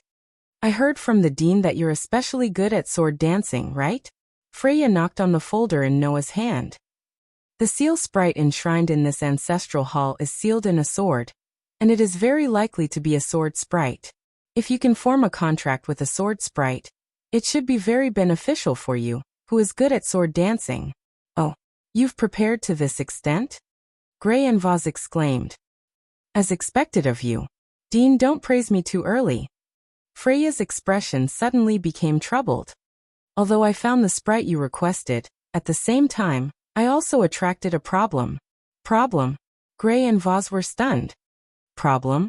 Noah also looked up from the folder in his hand. Freya opened her mouth and was about to say something when there was a knock on the door. Is it here? Freya's expression became even more troubled. Dean, the problem is probably outside the door. Gray and Voss raised an eyebrow and said directly, Come in. As soon as she said that, the door to the dean's office was opened. Noah turned his head and looked at the door. In the next second, a bright red color entered Noah's vision. It was the color of hair that fell down like a waterfall. A young girl walked in from outside the door. It was a petite girl wearing the uniform of the Alicia Elven Academy. She had a very cute face and looked to be around 14 or 15 years old. However, she had a head of very eye-catching long red hair that was tied into 2 ponytails. The young girl walked into the office with strong steps and looked at Freya, Gray and Voss, and finally at Noah.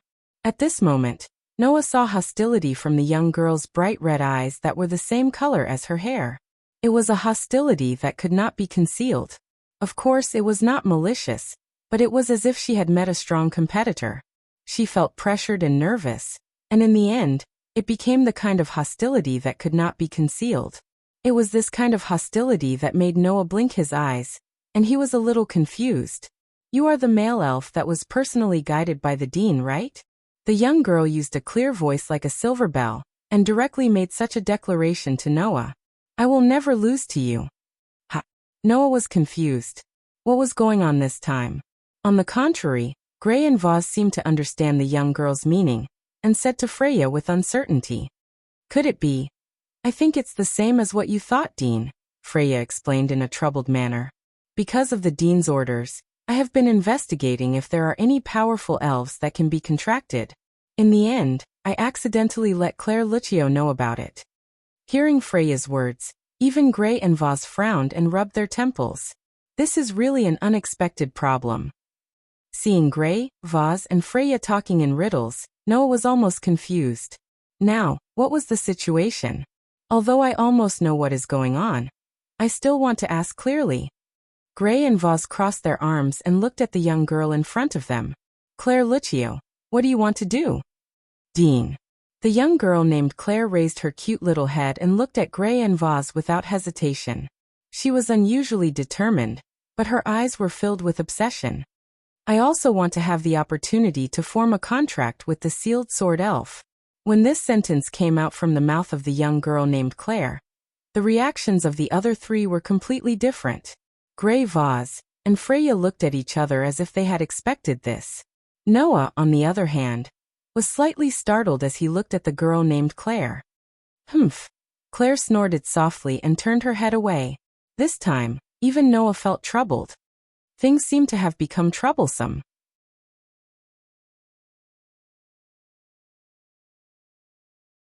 Chapter 943. In the tranquil forest, warm sunlight spilled through the gaps between the leaves, illuminating the somewhat gloomy forest. Noah walked slowly towards the depths of the forest, turning a few corners from time to time. Compared to 10 days ago when he had just arrived in the elven forest of this world, his footsteps seemed to have become much more proficient, and he no longer had the tendency to get lost. However, walking on such a forest path, Noah appeared to be somewhat uncomfortable, his gaze constantly sweeping behind him. Stare dash. Behind Noah, at a distance, a petite girl with bright red hair was following him step by step.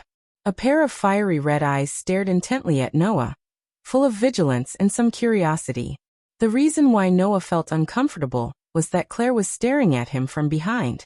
Moreover, ever since they had left the academy, Claire had been staring at Noah in this state, making Noah extremely uncomfortable all the way.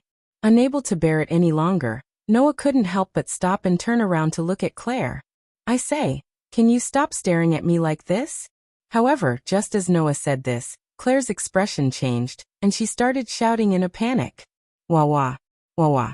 He's talking to me. I'm going to be defiled. This sentence caused the corners of Noah's mouth to twitch. He's looking at me. Claire didn't care about Noah's feelings at all, and hid behind a tree in a panic, still crying out in panic. Not good. I'm going to be pregnant. This time, even Noah's eyelids were twitching. Intuition told Noah that if he didn't make things clear here, he would definitely lose something very important. Immediately, Noah rubbed his temples and walked directly in Claire's direction. Claire, who had just poked her head out from behind the tree, happened to see Noah walking towards her. Her cute face stiffened. Then she panicked and closed her eyes, crying out in alarm. Don't come over here. The moment she finished speaking, a turbulent wave of air surged out from Claire's body. Clang! At the same time, on the back of one of Claire's hands, a complicated, entirely red engraving lit up. That's... Noah stopped. Elven engraving? Elven engraving. That was an engraving that would be branded on a certain part of the elven user's body after forming a contract with an elf. That was the proof of forming a contract with an elf, and also a door that could connect to the elemental elf world. Through this door, the elven envoys could summon the elves who were in the elemental elf world, and had formed a contract with them to their side at any time. That was to say, Claire was currently summoning a spirit. Accompanied by the sound of air trembling, a flame suddenly condensed in the palm of Claire's hand with the elven engraving, turning into a long whip burning with flames. It was the elven device. Without any hesitation, Claire fiercely swung the elven device whip in her hand in Noah's direction, causing the long whip burning with flames to turn into a red shadow. Like a sword light flashing through the air, it slashed towards Noah's direction. Noah, who didn't expect Claire to suddenly attack, was stunned on the spot, but his movements didn't have any hesitation. He dodged in a flash. Pa! The long whip burning with flames hit the ground with a crisp sound, leaving a scorched mark. What's wrong with you? Noah said in exasperation. Why did you suddenly attack me? How did I offend you? Woo! Claire tightly grasped the long whip of flames, staring at Noah with tears in her eyes. Because you definitely want to turn into a wolf and eat me in one bite. Noah only felt a lump in his chest, almost suffocating him to death.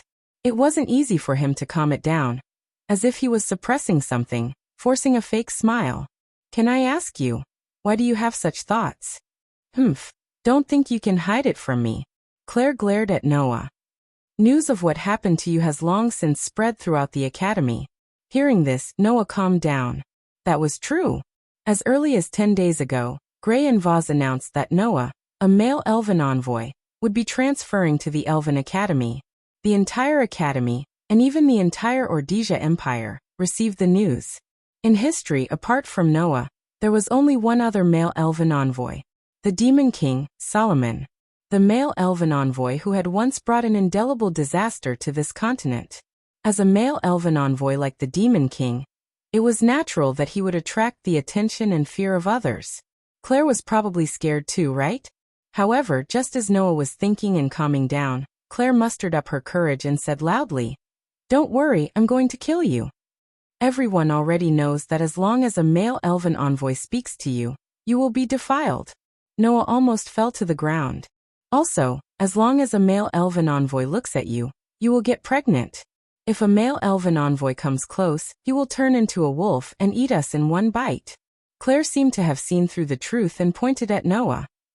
That's why I'm telling you, don't think that you can hide your terrifying ability to corrupt Witch G just because you've become the Dean's disciple. Even if you defile me, impregnate me, and turn into a wolf to eat me, I will never admit defeat to you. Although she said this, the corners of Claire's eyes were filled with tears. It was as if Noah had spoken to her and looked at her by Noah. She was doomed to depravity and could no longer maintain a pure and sorrowful appearance. Noah suddenly felt like he was an idiot for being so serious with Claire. He felt like he was being treated like a demon king, like an evil person in other people's eyes. Only an idiot would have the idea of being an evil person. Claire's words also let Noah know what kind of existence he was in the eyes of the students of the Elven Academy. As long as he spoke to the girls, he would defile them. As long as he looked at the girls, he would make them pregnant. As long as he got close to the girls, he would transform into a wolf and eat them in one bite. This was the first time Noah knew that he actually had such terrifying abilities that others couldn't help but ridicule him. Just how unworldly were the Magi of Aletheia Elven Academy? No matter how pure they were, how could they view a boy like this? You win. Noah could only turn around in despair. Then, if you don't want to be defiled by me, don't want to have my child, and don't want to be eaten by me in one bite, then don't get close to me. After saying this, Noah dragged his heavy footsteps forward. Wait. Claire finally reacted and hurriedly chased after him, shouting as she chased. You defiled me. You actually want to leave. At this moment, Noah was really glad that he was in the elven forest where there weren't many people. If Claire called him that in public, Noah really wouldn't have the face to continue living in this world. According to the map provided by Freya, Noah and Claire passed through the elven forest one after another. After about half an hour, they arrived at a road paved with stone bricks. In front of the road there was a steep cliff. At the bottom of the cliff, there was a solemn door built with stone bricks. On both sides, there were stone lampposts used for worship. Noah, who was the first to arrive at the door, raised his head and looked at the solemn stone door. Is this the ancestral hall that enshrines the sealed elf of the sword? Relying on his sensing ability, Noah felt that the stone door had no door. It was like the entrance of a tunnel, and there were waves of obscure fluctuations reverberating from it. That was a barrier. Looks like I didn't find the wrong place. Looking at the continuously fluctuating barrier at the entrance of the ancestral hall, Noah's eyes flashed. Let me see what the legendary holy sword that killed the Demon King looks like.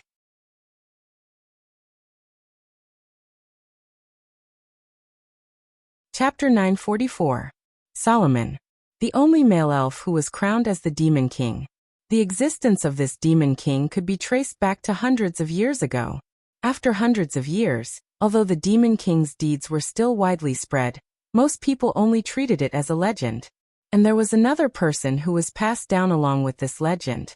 Hundreds of years ago, she defeated the demon king who brought disaster to the continent, and was called the saintess who saved the world.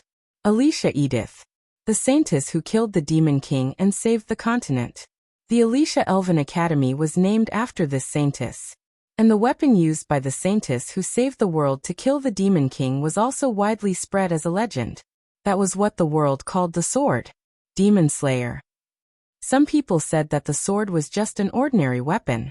There were also people who said that a sword that could kill the demon king that the entire continent was helpless against was definitely not an ordinary weapon. Therefore, the most convincing explanation was that the saintess was also an elf envoy, and the demon slayer she used was the elf magic device transformed from the great elf envoy's elf. No one could give a definite answer as to what the truth was, because it had already become a legend. However, the information that Freya gave Noah mentioned it.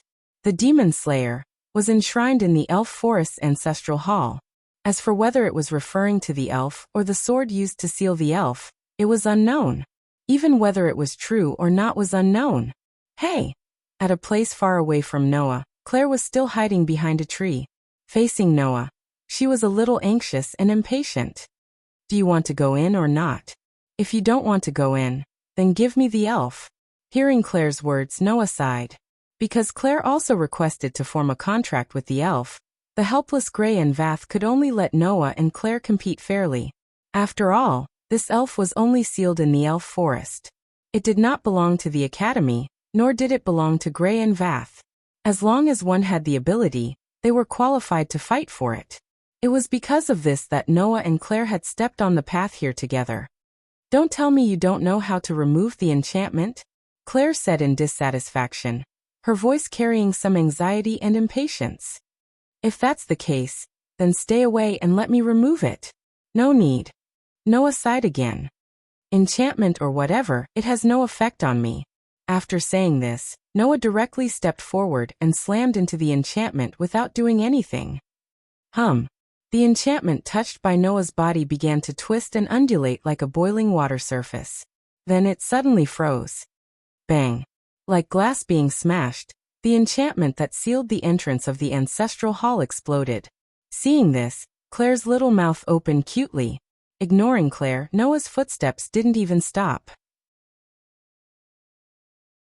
Under Claire's gaze, he walked into the dark passage. Wait for me. Claire hurriedly chased after him. As soon as he walked into the ancestral hall, a dark and damp passage appeared in front of Noah. In this passage, there was even a musty smell in the air. It was obvious that no one had visited it for a long time. Noah couldn't help but frown, lightly covering his nose and mouth. So smelly and so dark. Claire, who caught up from behind, also covered her nose and mouth and stretched out a hand. Flames, illuminate the darkness. What came out of Claire's mouth was an incantation that was hard to understand. It was a language called Elven. In the midst of the incantation, a faint divine power surged from Claire's hand and turned into a small fireball, illuminating the surroundings. That was the most elementary flame elven magic. Seeing Claire use the flame elven magic with his own eyes, Noah couldn't help but speak. Since you can use both the flame elven equipment and the flame elven magic, it proves that you have formed a contract with a flame elven, right? Yes. Claire's mind didn't seem to be on Noah anymore. She raised the small fireball in her hand and looked into the depths of the passage as she answered indifferently. Can't I? Since you already have a contract with a spirit, why do you still need to form a contract with the sealed spirit here? Noah asked doubtfully. If I remember correctly, dual contracts should be very difficult to control, right? Simply put, the so-called dual contract was to form a contract with two spirits at the same time. Although there were differences in strength among the spirits, if there were a lot of them, even the weakest strength would become stronger. Moreover, they could also complement each other's weaknesses. However, under normal circumstances, there were almost no benefits to forming a contract with multiple spirits. This was because the contracted spirits would affect each other, causing them to be unable to display their original strength. It could even cause an imbalance in the spirit's divine power, and make it impossible to use elven magic. If one didn't have a certain amount of talent, It would be impossible to control multiple spirits at the same time. It was already very difficult to control a double contract, let alone a contract that was more than double. Even Gray and Vaz had only formed a contract with one spirit. One could imagine how difficult it was. Not to mention, sealed spirits were very difficult to control in the first place. Adding on the fact that it was a dual contract, it really wasn't wise. In response, Claire's fiery red eyes began to flicker as she spoke in a low voice. She said in a low voice, "I must obtain a powerful spirit, one that won't lose to anyone." Leaving only this sentence, Claire no longer paid attention to Noah, and walked into the depths of the passage. Looking at Claire's slender back, Noah scratched his cheek. "Really? No matter where I go, I can meet people with stories." Passing through the tunnel-like passage, Noah and Claire silently reached the depths and finally saw the ancestral hall at the end of the passage. It was surrounded by rock walls. In the vast open space of the ancestral hall, there was a path made of stone. And at the very front of the ancestral hall, there was an altar. On the altar, there was a sword engraved with very delicate patterns. The entire sword was emitting a faint arc of light. It looked like it had been there for a long time, but it didn't have any wear or tear. It was inserted upside down on a stone platform that had been carefully polished, rendering the atmosphere extremely sacred. Gazing at the sword, Noah and Claire glanced at each other. "I heard that most of the sealed elves are sealed in famous weapons or props, right?" Noah asked. "Let's not talk about whether that sword is the holy sword that killed the Demon King. The sealed spirit we're looking for is undoubtedly sealed in that sword, right?"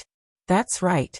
Claire stared closely at the sword, some nervousness appearing in her eyes, but more of it was unswerving determination.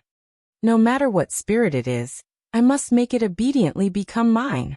From Claire's words, Noah heard a sense of mission.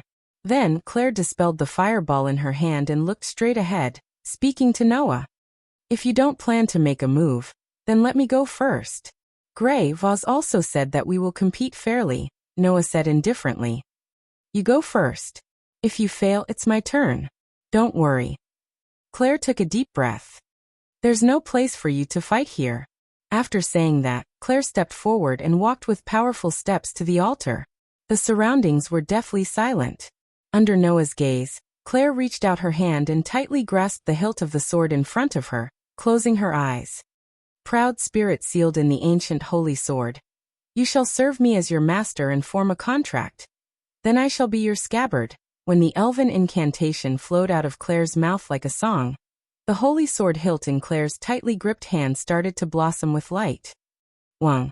Suddenly, within the vast ancestral hall, a gust of wind swept out in all directions with the altar as the center without any warning.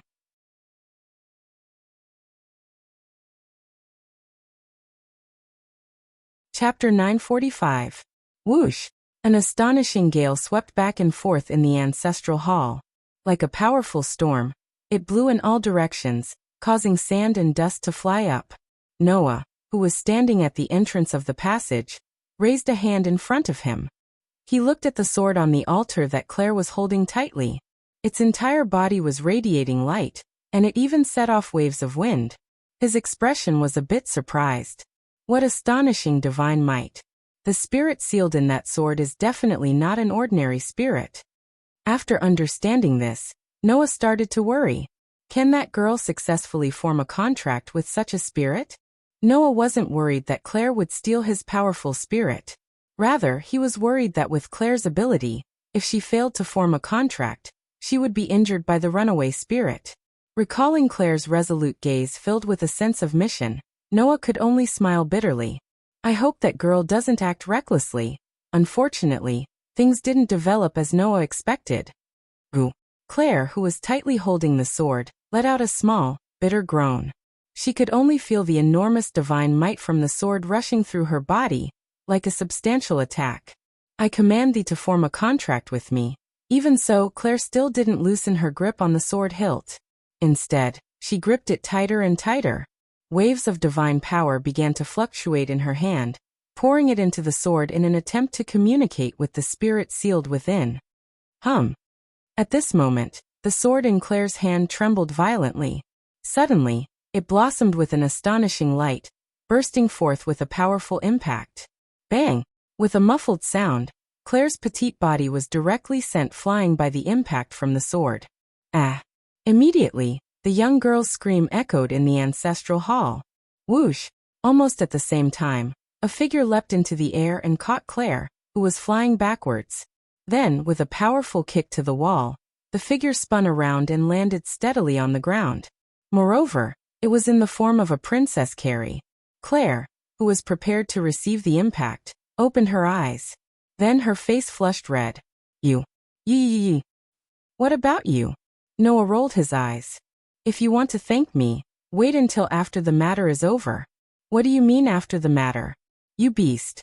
Claire's face was red. With tears in her eyes, she pounded Noah's chest with her small fists. You finally revealed your true nature. Are you preparing to turn into a wolf and eat me? What kind of circuit is in your head to have such thoughts? Noah almost collapsed. Is this the time to care about this? Wah! Are you saying that my purity isn't something I need to care about? No one said that, right? Release me, beast, pervert. Woo! Are you really going to hit me? Just as Noah and Claire were wrestling, a ray of light suddenly shot out from the dazzling altar in front of them. It cut through the air and shot toward Noah and Claire with a sharp sound of wind. Claire, who didn't notice this scene, was still pounding on Noah's chest with a red face. She struggled and shouted at the same time. Noah, however, noticed this. He could only ignore Claire's pounding and struggling. With a step, his figure nimbly dodged to the side. Whoosh! With a sharp sound of wind, the ray of light shot past Noah and Claire's original position and landed in the air. It drew a beautiful arc and rose into the air. At this time, the main body of the ray of light was finally revealed. It was a sword. It was shining with dazzling light. Its appearance was extremely luxurious and looked very gorgeous. That's the spirit sealed in the sword just now. Claire finally stopped her unreasonable tantrum and looked nervously at the steel sword floating in the air. It really is a sword spirit of the steel attribute. Besides, it isn't an ordinary sword spirit. Noah gazed at the steel sword that was emanating a dazzling radiance. You can feel it, right? There's a very powerful force in that sword. Elves were also divided into different levels. Under normal circumstances, from low to high, the elves in the elemental world could be divided into low, middle, and high levels, a total of 3 levels. However, elves of the same level had an extremely obvious difference in strength. And this sword in front of them, from the divine might and pressure it released, didn't look like an ordinary spirit. It has to be at least a high-level spirit. Noah's eyes flashed. And it has to be one of the top high-level spirits. It seems that your contract failed. Not only was the spirit sealed in the sword released, but it also seems to have entered a state of losing control. Noah gently placed Claire on the ground and patted her little head. Since you failed, it's my turn now. After saying that, Noah was about to step forward, but Claire hurriedly grabbed his sleeve and said excitedly, Who said I failed? I'm just about to start. Hey. Noah narrowed his eyes and cast his gaze on Claire. Are you still going to force yourself? That's none of your business. Claire lowered her head and bit her lip. I must obtain a powerful spirit, one that won't lose to anyone. After saying this, Claire took a step forward, her fiery red eyes staring unwaveringly at the steel sword floating in the air. Be obedient and become mine. Sword spirit. A vigorous divine aura turned into a wave of air and rose from Claire's petite body. Guardian of the red flames, the hearth keeper who never sleeps, the spirit imprint on the back of Claire's hand flashed with intense red light. Here, fulfill the blood contract and listen to my orders. The valiant divine might and the blazing red elven imprint entwined tightly together, setting off surging flames that landed on Claire's palm. Let's go. Claire yelled and threw the burning flame in her hand fiercely. Scarlet. The scorching flame thrown into the air by Claire directly exploded and turned into a cat. It was a fire cat with a red body and burning flames all over. That was the flame spirit that Claire had formed a contract with. Noah was a little surprised when he sensed the divine might and temperature leaking out of the air. It's also a high-level spirit. Open your eyes and look carefully, male spirit. Claire's pretty face brimmed with a confident smile. I, Claire Lucio, am not as weak as you think. The moment he finished speaking, the fire elemental cat named Scarlet showed its true form in midair. It roared fiercely and pounced on the steel sword in midair with a scorching flame. When Scarlet rushed into the air, the steel sword suspended in the air suddenly shook and turned into a gorgeous sword light that shot out. The steel sword was extremely fast, so fast that one could barely see a sword light flash through the air. However, just as the steel sword was about to touch Scarlet's body, Scarlet let out a ferocious roar. The scorching flame surrounding the surface of his body suddenly expanded and gathered on a small claw. Immediately, Scarlet's sharp claws tore through the air, bringing with them an astonishingly high temperature as they collided with the steel sword that was shooting towards him. Clang! Following the sound of steel colliding with steel, a burst of sparks poured down from the air like raindrops. Then, the sharp steel sword spun and flew out of the scorching flames as if it had been knocked away. Success! Claire let out a cry of joy. However, Noah subconsciously felt that something was wrong and hurriedly called out, "No, that's not the sword spirit's full strength." Before he could finish speaking, the sharp steel sword suddenly paused and suddenly erupted with a terrifying divine aura. It flashed out like lightning. Poochie! In the next second, the steel sword pierced through the fire cat spirit's body.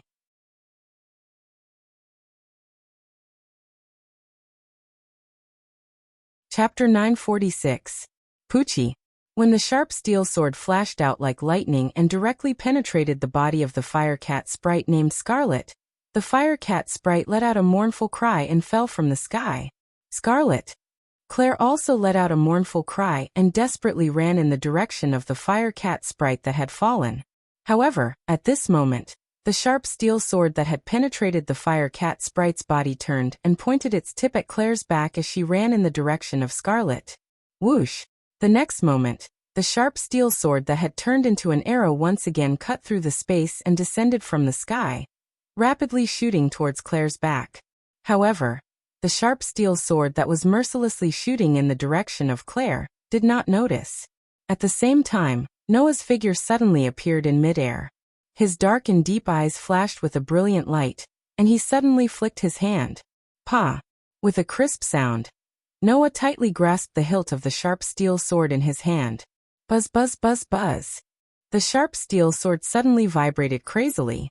On it, a powerful divine power transformed into a substantial impact that repeatedly shook Noah's hand that was tightly grasping the sword hilt. However, not only did Noah not let go, but he also raised the sharp steel sword in his hand and pointed it upwards. He gripped the hilt so tightly that blue veins popped out. Suddenly, Noah's LV for strength forcibly stopped the crazy vibration of the sharp steel sword. Buzz! At the same time, an incomparably fierce divine power shook from Noah's hand that was tightly grasping the sword hilt. Like a stormy sea, it continuously poured into the sharp steel sword. As a result, the divine power that was more turbulent than the sharp steel sword actually pushed back the divine power that was repeatedly shaking the sword toward Noah. Buzz buzz buzz buzz. As if really enraged, the sharp steel sword erupted with even more ferocious divine power amidst the vibrations in the air and space.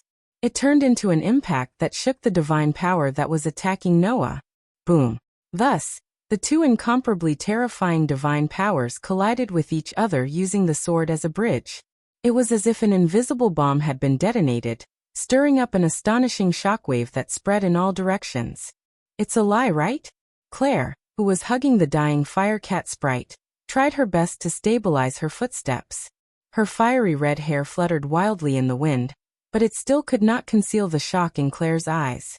How can that male sprite's divine power be so strong? Little did she know that Noah was also in surprise. However, what surprised Noah was not the strength of the sprite's divine power, but the strength of the sword sprite's divine power. There's actually a way to be a pure energy that is equal to mine? One must know that Noah had an unlimited source of magic power. And when the source of magic power was transformed into a source of divine power, or a source of divine power, the magic power within would not be depleted in the slightest. In other words, The amount of divine power in Noah's source of magic power would be the same when it was transformed into a source of divine power or a source of divine power. In other words, Noah's divine power could also be said to be unlimited. Of course, while divine power was unlimited, Noah himself was limited. If he used more magic power, or divine power than his body could handle in one go, then Noah's body would definitely be damaged. Simply put, the water in the reservoir was unlimited, but the water pipes that could extract water from the reservoir were limited. In terms of power output, the amount of divine power that Noah could use in one go was not truly unlimited. However, even so, the amount of divine power that Noah was using now was more than 100 times, or even 1,000 times more than that of an ordinary sprite. Under such circumstances, the sword sprite's divine power was actually able to compete with Noah's divine power, which really surprised Noah. But that's it. At the center of the shockwaves caused by the collision of divine power, Noah held the sharp steel that was constantly vibrating and his eyes focused. Even if the capacity of the water pipes is the same, the amount of water stored in the reservoir is different. Your divine power will be exhausted sooner or later, but my divine power is almost endless. After all, the amount of divine power that Noah could use in one go was not even a billionth of the total amount of divine power in the source of divine power. If he continued to use this amount of power, the sword sprite's divine power would be exhausted sooner or later. If Noah wanted to exhaust his divine power, it might be an exaggeration to say that he would exhaust it until the end of time, but it was definitely enough to exhaust it until he was old. In fact, the divine power that was continuously vibrating from the sharp steel sword was indeed gradually weakening. With an almost unlimited source of divine might as a backup, Noah's divine might continued to pour into the razor-sharp steel sword with the greatest amount of power. Over time, the sharp steel sword was starting to be unable to support itself. Just as Noah confirmed his victory, the sharp steel sword suddenly trembled and blossomed with a frightening light that covered Noah's palm. Gotcha! In the next moment, a voice that sounded like ice was condensed rang out faintly. However, what condensed wasn't ice, but Noah's hand. Moreover, what condensed in Noah's hand wasn't ice, but heavy steel. Gotcha, gotcha, gotcha. Noah's hand that was tightly gripping the sword hilt was constantly covered by the heavy steel amidst the congealing sounds. His entire hand became heavy. Not good. Claire cried out in alarm. That sword sprite is starting to use elven magic. This tempering phenomenon was one of the elven magic spells that the sword sprite with the steel attribute could use. Knowing that it couldn't compete with Noah in terms of divine power, and that it couldn't break free from Noah's LV. For strength ability, the sharp steel sword could only choose to use elven magic to attack Noah. In response, Noah only sneered. The tempering phenomenon that was spreading on Noah's arm suddenly stopped. Bang! Not long after, the steel that was climbing on Noah's arm shattered, turning into steel pieces that fell to the ground. Seeing this scene, Claire was stunned. Even the sword sprite that was constantly vibrating stopped for a moment, and stopped vibrating. Sorry, magic doesn't work on me. Noah said indifferently. Not only can my body reflect all magic, but it is also immune to all kinds of negative powers. Whether you are tempering, petrifying, weakening, poisoning, or even cursing, it doesn't work on me.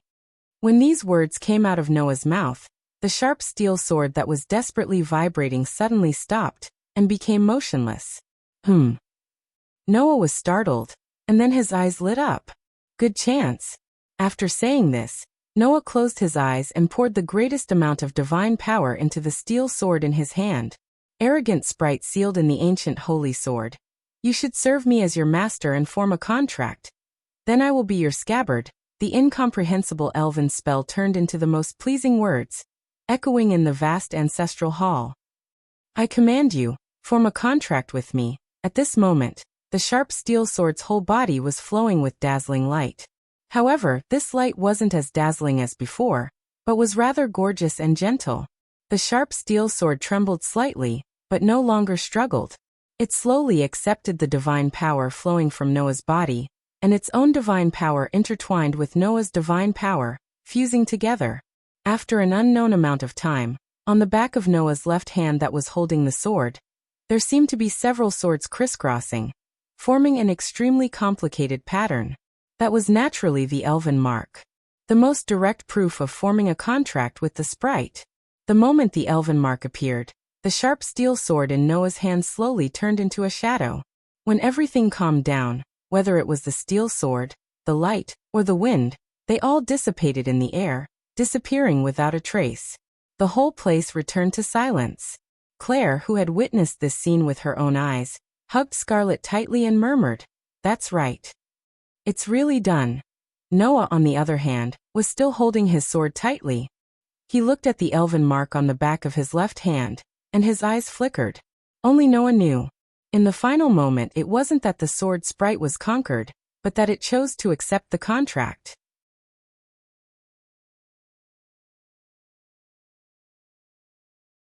Chapter 947.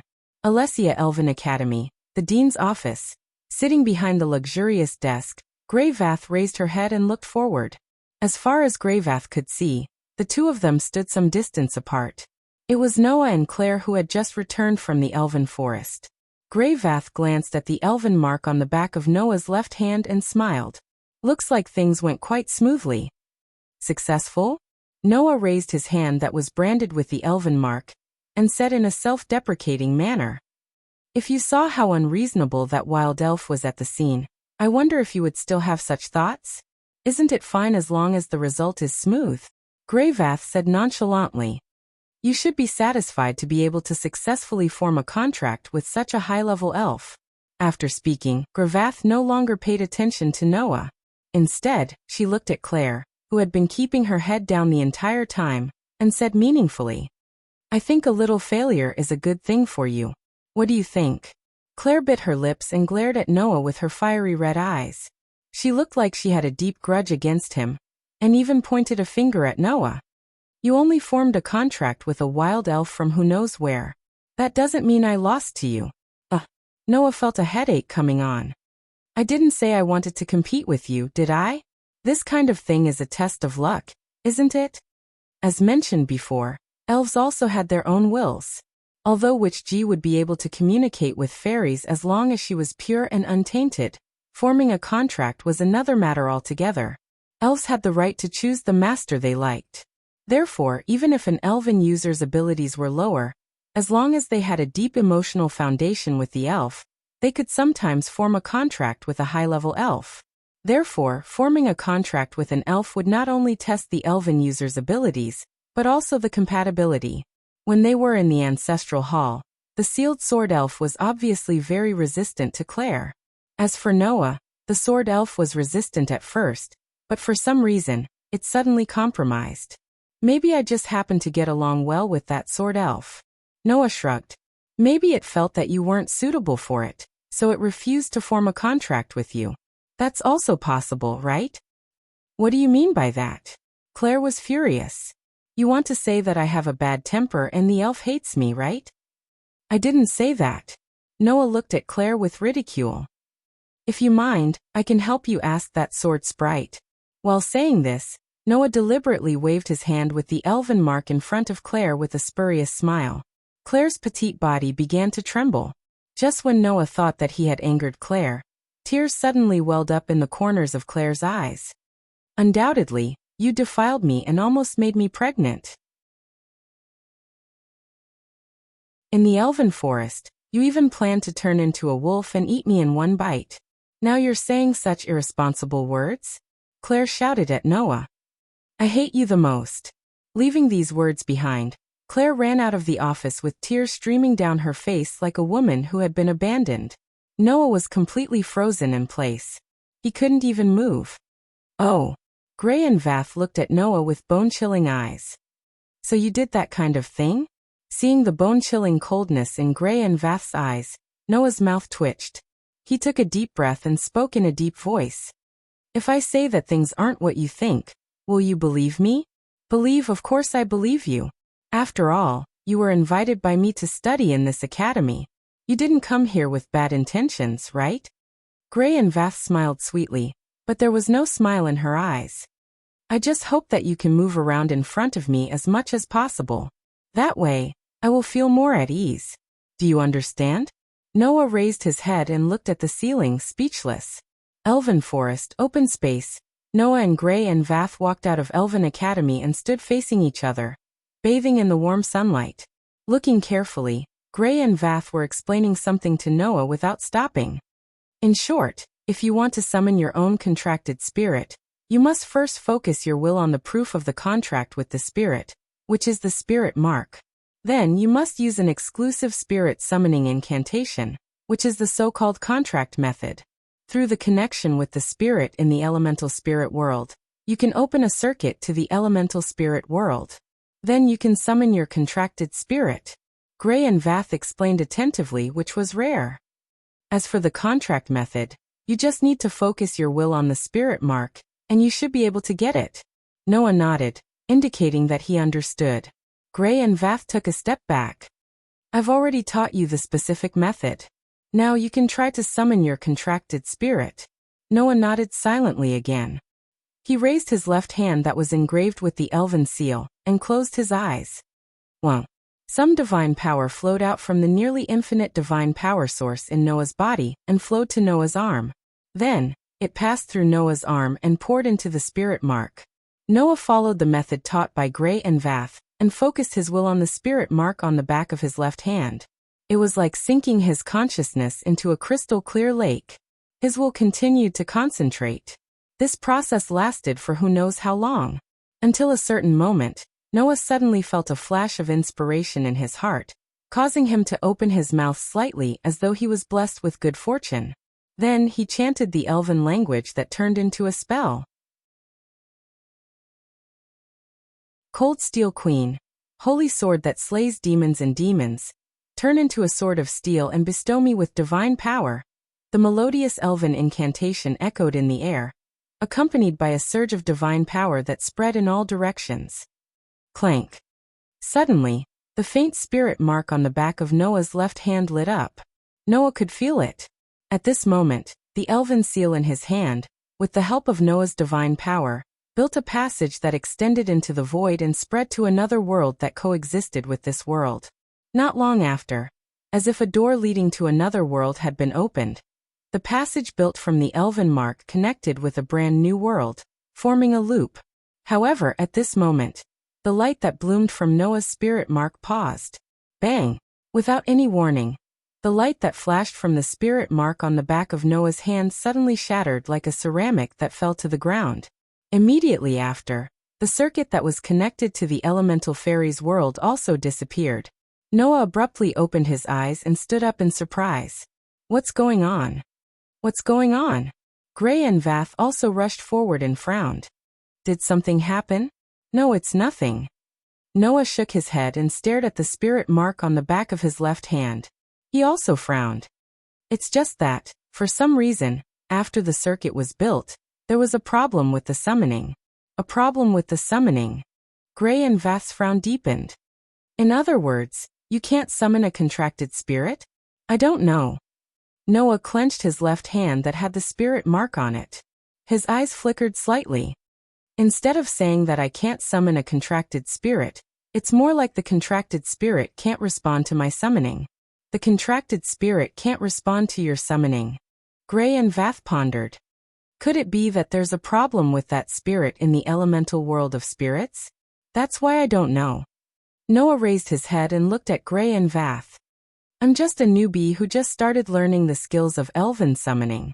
If you don't know, it's even more impossible for me to know. That's true. Gray and Vath smiled bitterly. For now, let's observe the situation first. Hearing this, Noah could only nod helplessly.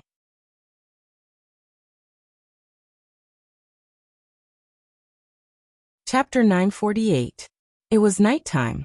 In the elven forest that had turned dark and gloomy, Noah held a sharp longsword in his hand and slowly drew a pattern on the ground. It was a simple magic circle. To be more precise, it was a simple magic circle that wasn't too complicated, but was very delicate and detailed. After directly carving this magic circle on the ground with his sword, Noah casually threw away the sharp longsword in his hand, and allowed it to be swallowed by the sudden fluctuation of golden ripples. Then he stood in the center of the magic circle. Taking a deep breath, Noah closed his eyes and extended his hand that was engraved with the elven mark. Cold Steel Queen, holy sword that slays demons and demons, turn into a sword of steel and bestow me with divine power contract form. Elves needed to use the elven incantation when summoning their contracted elves. Just like humans, although they were collectively called humans, they couldn't become the same existence. The same principle applied to every single elf. Therefore, after forming a contract with a sprite, the sprite incantation required for each contract sprite to be summoned, which was the form of the contract, was different. Now, Noah was chanting the contract form that belonged to his contracted elf. Clang. Just like during the day, the moment Noah's contract form was cast, the elven mark that was branded on Noah's left hand bloomed with dazzling light at the same time. The magic circle carved on the ground also shone, illuminating the entire dark space. Between the surrounding trees and bushes, evil elves that were hiding and preparing to do something bad to Noah were frightened by the sudden light. One by one, they fled in panic and disappeared in an instant. Noah stood in the center of the dazzling magic circle and tried his best to imbue the elven mark in his hand with divine power. He tried to use this door that could connect to the elemental elf world at any time and summon his contracted elf.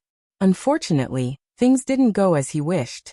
Just like during the day, the light that bloomed from Noah's elven mark suddenly froze. Bang! With a clear cracking sound, the light shattered like glass, turning into light particles that dissipated into the air. On the ground, the dazzling magic array gradually dimmed until it completely disappeared. Noah slowly opened his eyes.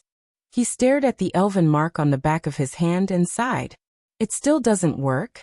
Because the summoning during the day had failed, Noah planned to use the help of the magic array to open the circuit to the elemental sprite world more smoothly, and summon the contracted sprites.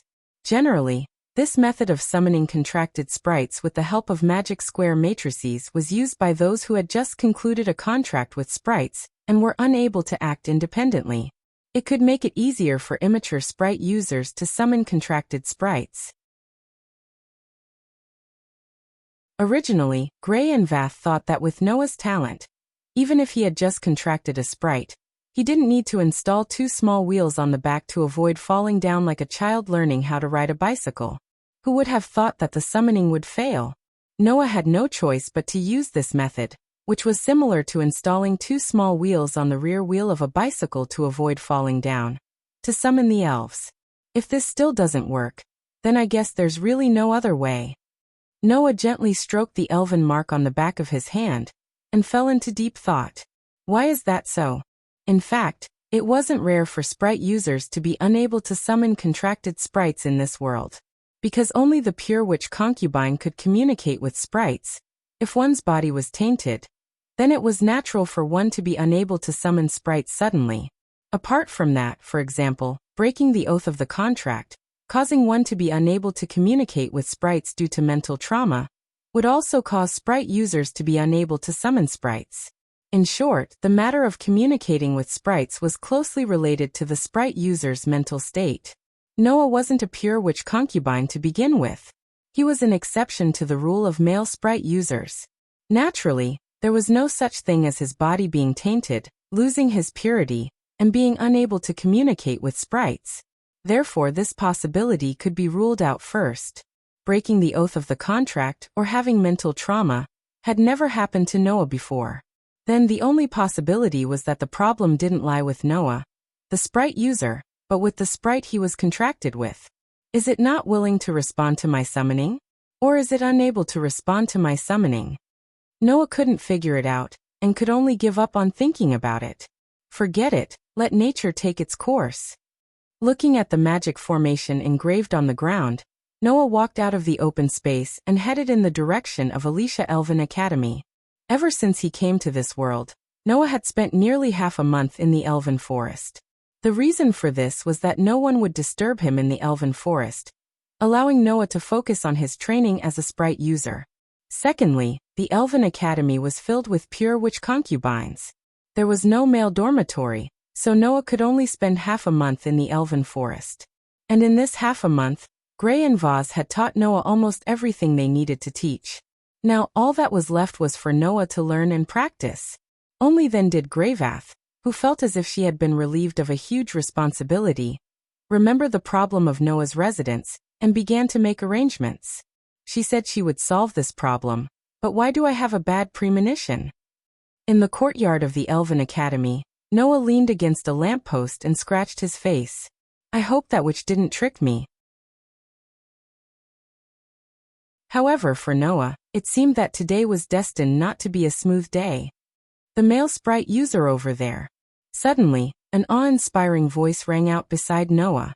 Noah turned his head and looked over. Then, as if he didn't want to see anyone, he covered his face. What is the meaning of this? You rude guy.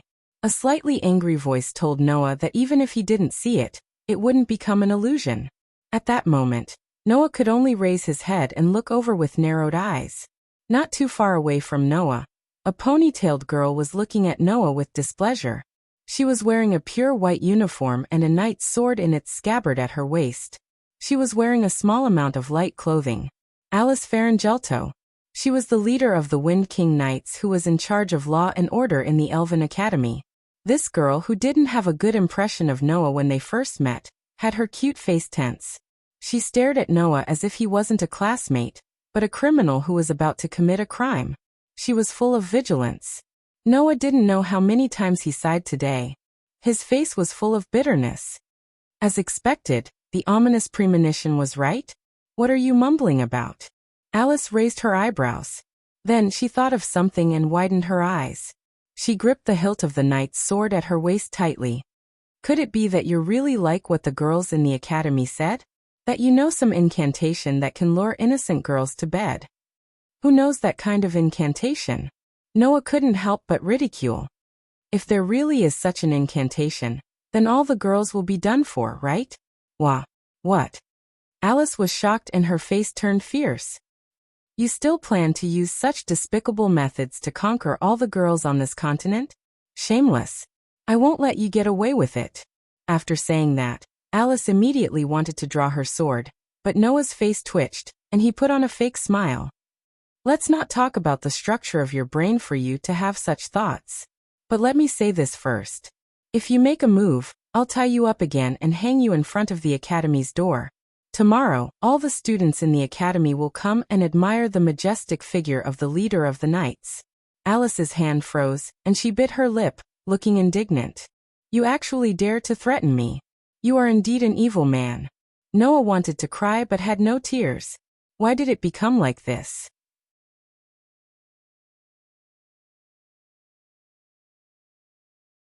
Chapter 949. Thud. Thud. Thud. Thud.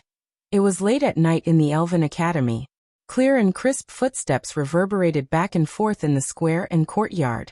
Coupled with the gloomy atmosphere in the surroundings, it made one's hair stand on end. However, the one who made such footsteps wasn't a ghostly elf, but a beautiful young lady. With her long, dark blue hair tied into a ponytail, the leader of the Wind King Knights, Alice, walked in a certain direction with seemingly hurried steps with a stern expression. Of course, Noah, who was walking behind Alice, couldn't see the expression of the leader of the Wind King Knights. He merely walked a short distance behind Alice with a helpless expression. Why are you in charge of leading the way for me? Although he didn't know what kind of residence Grey and Voss had prepared for him, Noah, who had lived like a savage in the deep mountains for 4 years, shouldn't be concerned about it. What Noah was more concerned about was why this old-fashioned and strict leader of the Wind King Knights was in charge of leading the way for him. It was impossible that Grey and Voss didn't know that Alice didn't like this male elf, Noah, right? It should be said that not only Alice, but all the elven envoys in the Elven Academy had no immunity to men. In fact, most of the elven envoys outside the academy were very pure. It was only natural that they would be so concerned about, and even afraid of a man. And from Alice's behavior, it could be seen that this lass was also a standard innocent young lady. However, as the leader of the Wind King Knights who managed the security and order of the academy, Alice still chose to stand out and protect the students in the academy even though she didn't like Noah, a male elf. In the end, due to the conflict between her excessive awareness and her duty, Alice should hate Noah more than anyone else in the academy. Why would she still lead the way for Noah in the middle of the night? Noah could only think of Gray and Vaz's arrangement. Unfortunately, it really wasn't Gray and Vaz's arrangement this time. I volunteered to lead the way for you, and even took care of the matter of your residence. Alice spat out some merciless words without even turning her head. Do you have any objections? It's not an opinion. Noah shrugged. I'm just curious as to why you would pay attention to a male elven envoy like me who might destroy the discipline and order of the academy. Of course I should be the one to do this, shouldn't I? Alice said firmly. If it was another student who was leading the way for you and was attacked by you, what would you do? Attack. Noah was speechless. Just because of this reason? Of course not. Alice snorted. I still have to personally watch your every move. In other words, Noah rubbed his temples. This is surveillance, right? That's right, Alice admitted bluntly.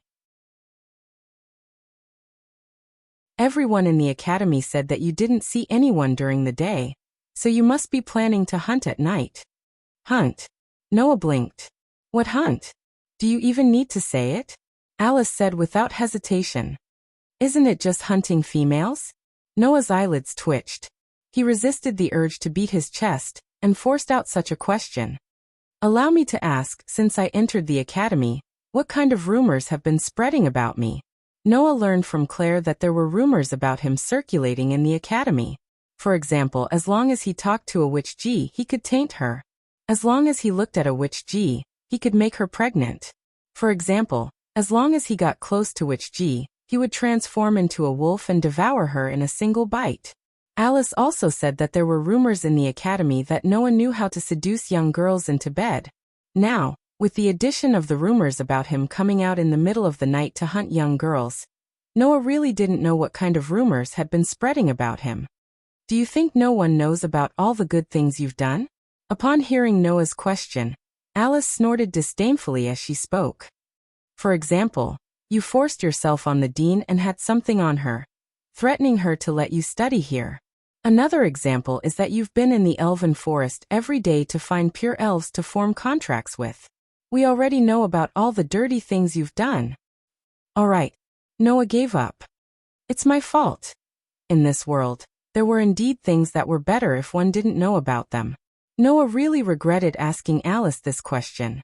However, Alice didn't understand the meaning behind Noah's words and frowned. Do you think it's useful to admit your mistake now? The evil things you've done can't be erased just because of your words. Noah was speechless. Oh right. Alice suddenly tilted her head and asked, what do you mean by forcing yourself on her? For the first time, Noah had the urge to die. We're here. About 5 minutes later, Alice stopped in her tracks and pointed in front. Your dorm is there. Upon hearing this, Noah raised his eyes and looked in the direction that Alice was pointing at. Suddenly, a very imposing building appeared in front of Noah's eyes. It was a building that was much larger than an ordinary house. There were many small rooms inside, and there was a large shower beside it. In front of the building, at the entrance, there was a large pile of wooden barrels filled with straw fodder. Inside, there were many fine horses with their eyes closed and heads lowered, sleeping soundly. Yes. In each of the small rooms in the building, there was a horse. Noah was completely dumbfounded. That can't be a stable, right? This Alice, is she planning to let me live in a stable? What are you looking at? Alice said in dissatisfaction. I'm not showing you the stable, but the side of the stable. Now that Alice had mentioned it, Noah finally realized what was going on. Just beside the stable, there was a simple hut. It was a small wooden hut that looked like it was about to collapse. How is it? Not bad, right? Alice said with some pride. It took me 3 hours to build it using my contracted spirits. Noah was once again speechless. This time, Noah was completely sure. If it wasn't that Alice really wanted to take revenge, then it was that the eyes and values of the leader of the knights were different from his. Noah could only let out a long sigh, and extended a hand toward the extremely simple hut. Just as Alice was wondering what Noah was planning to do, Noah's eyes sharpened. Ha! Accompanied by a deep roar, a burst of powerful divine might energy suddenly erupted with Noah's palm as the center. Dong! the berserk divine might transformed into the most substantial shockwave. It scraped the ground and stirred up sand and dust. It carried with it a strong vibration and whistling sound. It surged toward the simple and crude hut like a toppling mountain and overturning sea, covering it. Bang! Unsurprisingly, the simple hut made of wooden blocks was directly swept away by the violent divine aura, completely falling apart. Alice sucked in a cold breath as she watched the scene unfold. Just by releasing the power of the divine might, it could actually cause a physical effect? What kind of powerful divine might was required to accomplish such a feat? It was just blown away, and it fell apart immediately. Noah glanced at Alice. You intend to let me live in a place like this? Are you dissatisfied with something? Alice reacted and stared at Noah. Don't tell me you want to live in the female dormitory. Noah slapped his forehead and ignored Alice. He looked around and then came to the bottom of a tree. Ooh! The tip of his foot touched the ground, and Noah leaped into the air and onto the tree. He leaned against the trunk, sat on a thick branch, hugged his arms, closed his eyes, and entered a state of deep sleep. Seeing this, Alice couldn't help but be at a loss. He can't be planning to live on the tree, right?